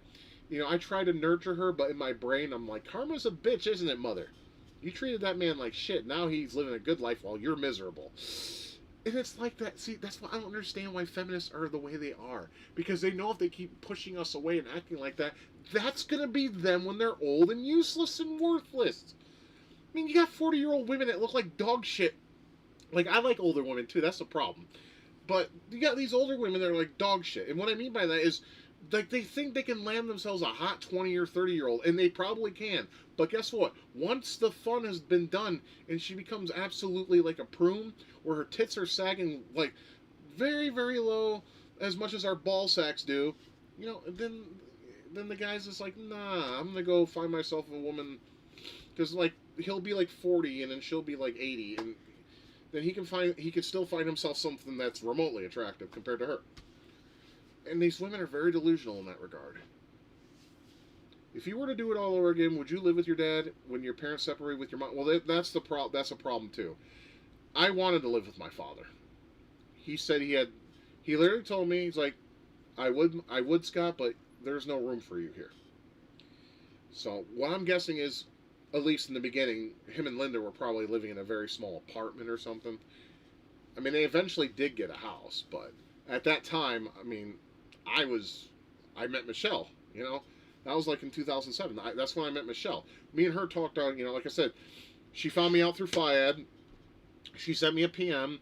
I sent her one back. She expected me to tell her to fuck off, and I didn't, because she was very kind and sweet in her message to me. And like I said, someone's kind of nice to sweet messages and whatever, if you don't have any ill intent, I will give you that same kind of respect. And that's what I would give her. And Michelle, that surprised the hell out of Michelle. She expected me to tell her to go eat shit and fuck off and die. No. She was kind when she wrote me, and I wrote her back. So we went back and forth on, YouTube for a little while. Then we upgraded to Yahoo Messenger and then AIM Messenger. And she was the one that asked me on a long-distance relationship. I didn't ask her. She asked me. She was like, you're like the kind of guy I've been looking for. I'm starting to actually feel like love towards you. She's like, and if you're willing, I would like to be in a long-distance relationship. As long as we can make it work. I mean, if you're going to meet me halfway, let's make this work. And That's how that happened with Michelle. So Faya got me a wife. Unfortunately, she died before me, but that happens sometimes. She was in bad health. So yeah, those douchebags found me a wife. They got me on TV. It's like all the shit they tried to do to get me, to insult me, actually backfired. Think about it. I was on TV. I got residual checks from them. I got money, right? They found me a wife. Um, yeah. I mean, is that how you troll somebody? I mean, they wanted to give me exposure. They wanted to expose me to the United States of America, and that's fine. But here's the thing: compared to the shit that a lot of people do these days, the stuff I did that was considered just hardcore shit is pretty tame, actually, if you think about it in this grand scheme of things. Oh, I fuck fleshlights. Oh, I fuck fleshlights. Oh, it's so bad. I have sex with these things. Oh my god, he's such a piece of shit. No, I'm a guy who has sexual needs, motherfucker. And if that's my only way of getting it, then the hell with you. And my wife didn't have a problem with me using them because she was low libido. So, but for the times we were actually able to enjoy ourselves, and that it was great. So, we are guys. We thrive for lust. Exactly my point. I mean, I would love too, of course. I enjoy love, but yeah, lust is just something I have to say as an older man. It's like love is good. It is good, but you know what I rather have? Lust. I want to be pinned down and ridden like a fucking donkey.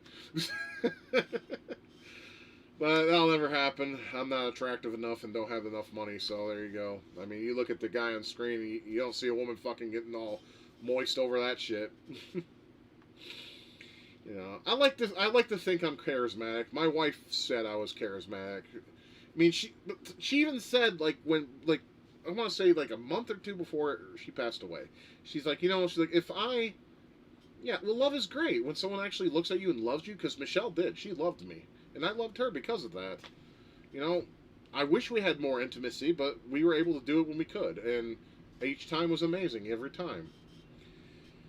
But, but she told me when, she's like, if I pass before you do, Scott, she's like, I don't want you to just dwell and be set on me, because she's like, I'll be gone. I want you to basically get back out there and find, she's like, you're too good of a guy to be single. That was how my wife felt about me. She's like, you are too good of a guy to be single. You are resilient, you're patient with me, and I know you were patient from all you told me about your past girlfriends. It sounds like you did the same with them, but they just did you dirty. And they did. They cheated on me, every single one of them. I mean, like I said, I told you guys about Diana when her and I got into a fight, and we got into a fight over music, and then what does she do? She goes to her ex-boyfriend and basically sucks his dick in a porta potty behind my back. Told my mother about it. My mother didn't tell me shit. I didn't find out until after I broke up with her. And that's when I knew I made the right call, and I knew I was a fool. Because if she talked to my mom about something, but not to me, there was a problem. And I kind of figured there was a problem. But I didn't know it was that much of a problem. And then, like I said, my first love cheated on me with girls and guys. I found out later.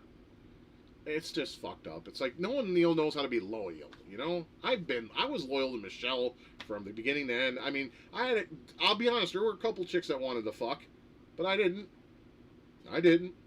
One was a girl I knew from school that knew my sister, and, she was always horny and shit, and her boyfriend had coke dick, basically. He couldn't get his dick up. I could have went to Minnesota and had sex with her, didn't. There was a girl in Tulsa that I could have met up with, that could have met up for sex. I didn't do that either. There was a girl in Houston, Texas. There's another one I met on Facebook that wanted to have sex with me. Because her and I were, I'll admit, we were kind of sexting, sort of, a little bit. But, eventually she just ghosted me. She lived in Houston. She wanted me, I can't remember her name.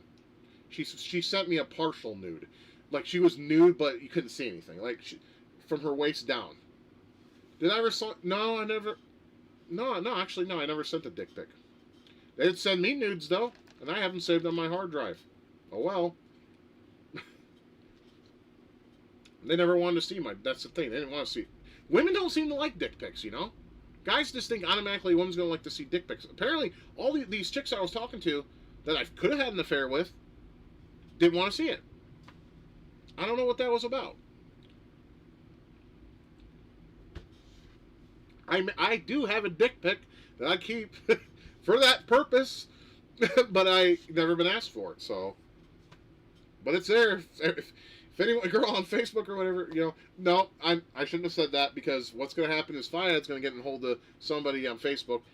So I need to find out on Facebook if I get friend requests because they're going to want to. They're going to be all like hitting on me and shit and send my dick pic and then they'll send it to those faggots over there. Shouldn't have said that. But I don't care because I don't really, unless I know you, I won't add you to Facebook. Send me a nude. Not only she's a married woman, I ruined her marriage, but I won't. Dude, you know what? You know what you do about that, Anthony? I'll tell you what you do. That masturbate to her nudes. Fuck it. Just don't tell anybody about it though. Like I said, get one of these little fleshlights or whatever. Use it on yourself while looking at their nudes if you appreciate them. Just do that. Like, I fapped to the nudes I've gotten from some of these chicks that I could have had a affair with, but I didn't. And then, I remember her and I had a discussion, Michelle and I. She actually said, like, near the end, like, I want to say 6 months before she passed. She's like, she's like, it's obvious I'm low libido and I can't please you as much as I want to, Scott. However, here's the thing. She's like, if you can find yourself a woman and I can meet her, if you find one that wants to make love to you, she would never say fuck, because whatever. She's like, I want to meet her, and as long as you use protection and she's clean, go for it. She wanted me to basically have sex with somebody else if she were to meet her and everything. But at that time, the people I was talking to ghosted me and blocked me for no reason whatsoever. Because that's how women are. They'll just have fun with you for a little bit. And then if whatever, nothing happens, I guess, or if they get bored of you, yeah, they just ghost you. No harm, no foul. I mean, I'm just looking at nudes, big deal. And I still haven't saved on my hard drive, and I use them once in a while, Most of like I said, I like to look at a woman naked. I don't like to see one getting plowed. That doesn't turn me on. I like to see a woman naked most of the time. That's what gets me off. Because women naked are hot, and they were made to be attractive, so to attract mates. If we're looking at the bare bones of how it all began and how it is, the reason why women were created to look like that is because it attracts us. And that can be a potential mate for us. But women have fucked that up. They fucked that up. I don't understand. I mean, like I said, to understand a woman, it's like you have to have a manual like this thick. And I don't have the patience for that, especially at this age. If you guys still want to go for it, God bless. God bless. Even my dad said some shit like that, too. I'm trying to remember what he said. He said, oh, don't understand a woman unless you want an aneurysm. That's what he would say. I think he told Steve that after he broke up with his girl. Oh, there's one last thing. I think I mentioned this before, but I want to mention it, and then I'll go ahead and cut the stream off. Okay, so when I worked at that summer job when I was 16 years old, I fell in love with my boss there. Her name was Ariana. She was basically a big girl. She had long straight hair, and her makeup, she wore like really nice red makeup, lipstick, and dark eyeshadow. To me, that is a combination that just makes my heart melt. I actually confessed to her a week before the job ended. And, of course, she rejected me because I'm a Taurus. Her ex-husband was a Taurus. And she believed in the whole celestial star sign bullshit. But I actually did I didn't bow to her and say, I like you, go out with me. No, I actually, told her my feelings. I basically said, Ariana, I have really big feelings for you. They're very strong. I would be happy if you would maybe date me or go out with me sometime and see where it leads. And she said, I'll have to decline. Scott, you're a Taurus. Pretty much. Anyways, the last day of the job. I mean, all the other guys I was working with knew that my feelings for her. And they felt bad for me. They did. Because that was back when people actually had something called empathy and sympathy. Something that doesn't exist anymore. The last day, like a week. Yeah, the last day, right. We're at that point. My dad pulled up to pick me up, and I said, I know this is goodbye, but I'm like, can you please at least let me hug you and kiss you on the cheek before I go? At least. she kind of was like, I don't know, and this, like, this is the last time you'll see me, Ariana. Give me that. And she's like, all right, sure. So I gave her a kiss on the cheek, and I held her like so tightly, like grip, like almost vice-like grip, because it was the last time I knew I would see her beautiful face again, and it was, you know. And then I grabbed her hand, I even kissed her hand, and then I told her goodbye, and I went in the car. My dad seen the look on my face. He didn't say anything. He handed me a cigarette because I was out of cigarettes. He handed me a cigarette and the lighter. I lit my cigarette, and I was looking away from him because I didn't want to face it because I was about to cry, and I was. But all he did was he listened to they're called Kentucky Headhunters.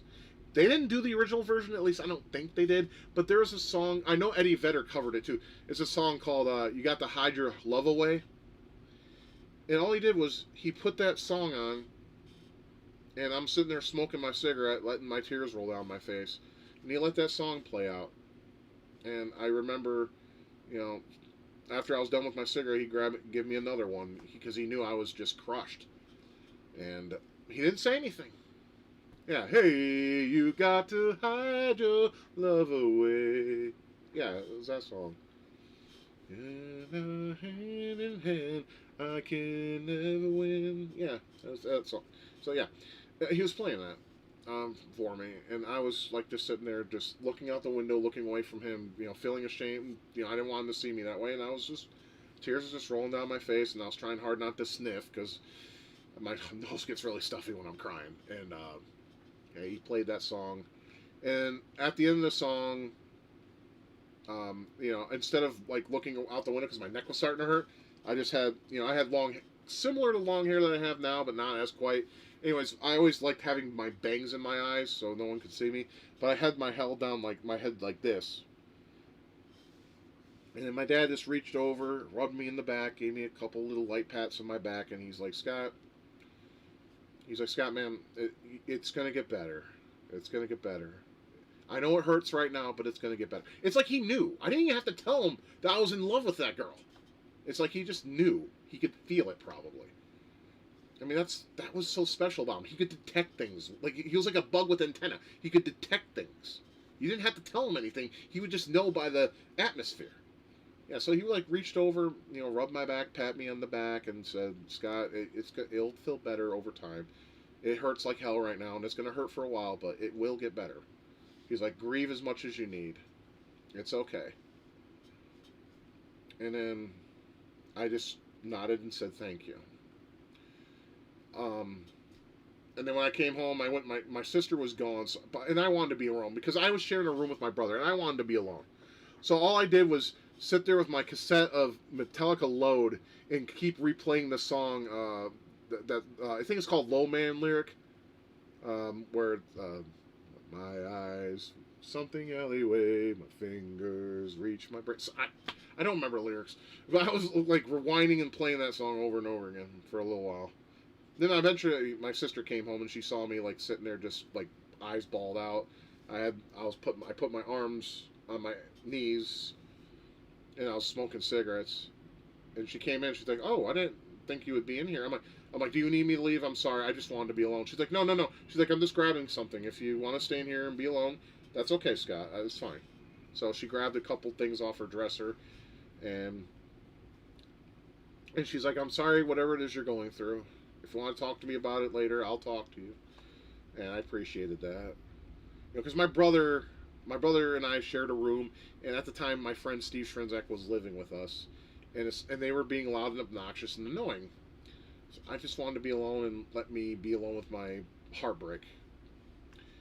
Because honestly, I think Ariana was my first love. It's just Mary was the first love I was actually able to kiss and hold and have sex with. She's the one that took my virginity after all. So I mean, but like heart feels and all that. Yeah, Ariana was truthfully my first love. I was 16. She was 24. I know that's an age gap from hell, but I was a Taurus. I didn't even have a chance. But I confessed to her. I manned up. I confessed to her and was rejected. I get rejected anyways. Like I said, you got to be a special female breed to want to date my ass for whatever reason, because I'm not considered conventionally attractive. But It is what it is. All right, guys. So I'm gonna shut up now. I've been meandering on. Alcohol always makes me vocal. It always makes me like I can sit here and talk to you guys for like ever, unless I'm drunk, and then I kind of want to get off and go eat, because that's how that works. But yeah, I'm not. I'm just a little buzzed. I'm not feeling much of anything. But anyways, so thank you for being here, and, yeah, and thanks for hanging out. I appreciate that. I hope you guys had some entertainment, some fun, and it was cool to do this. And I hope my dad rests well. I hope my mom and my wife rest well too. I'll miss them all. They were big parts of my life, and I have great memories in my head with them. And it's just a shame that all good things come to an end, right? You guys have a blessed and wonderful night. Stay safe and be well. I'll see you guys on Saturday. Keep gaming, keep loving each other, and keep it retro. And until the next time we all see each other, you all take care and have a great night. Love you all too. No homo. Love you all too. Peace, love, everything, all of it. Love you guys too. And I'll see you guys on Saturday. Good Lord willing, the creek don't rise, as my father used to say. He'd say that all the time. Like, I'll see you tomorrow, Dad. Good Lord willing, the creek don't rise. So, yeah. There's another one. I could leave it at that. You know, I'll see you guys Saturday. Good Lord willing, the creek don't rise. Have a good night, guys.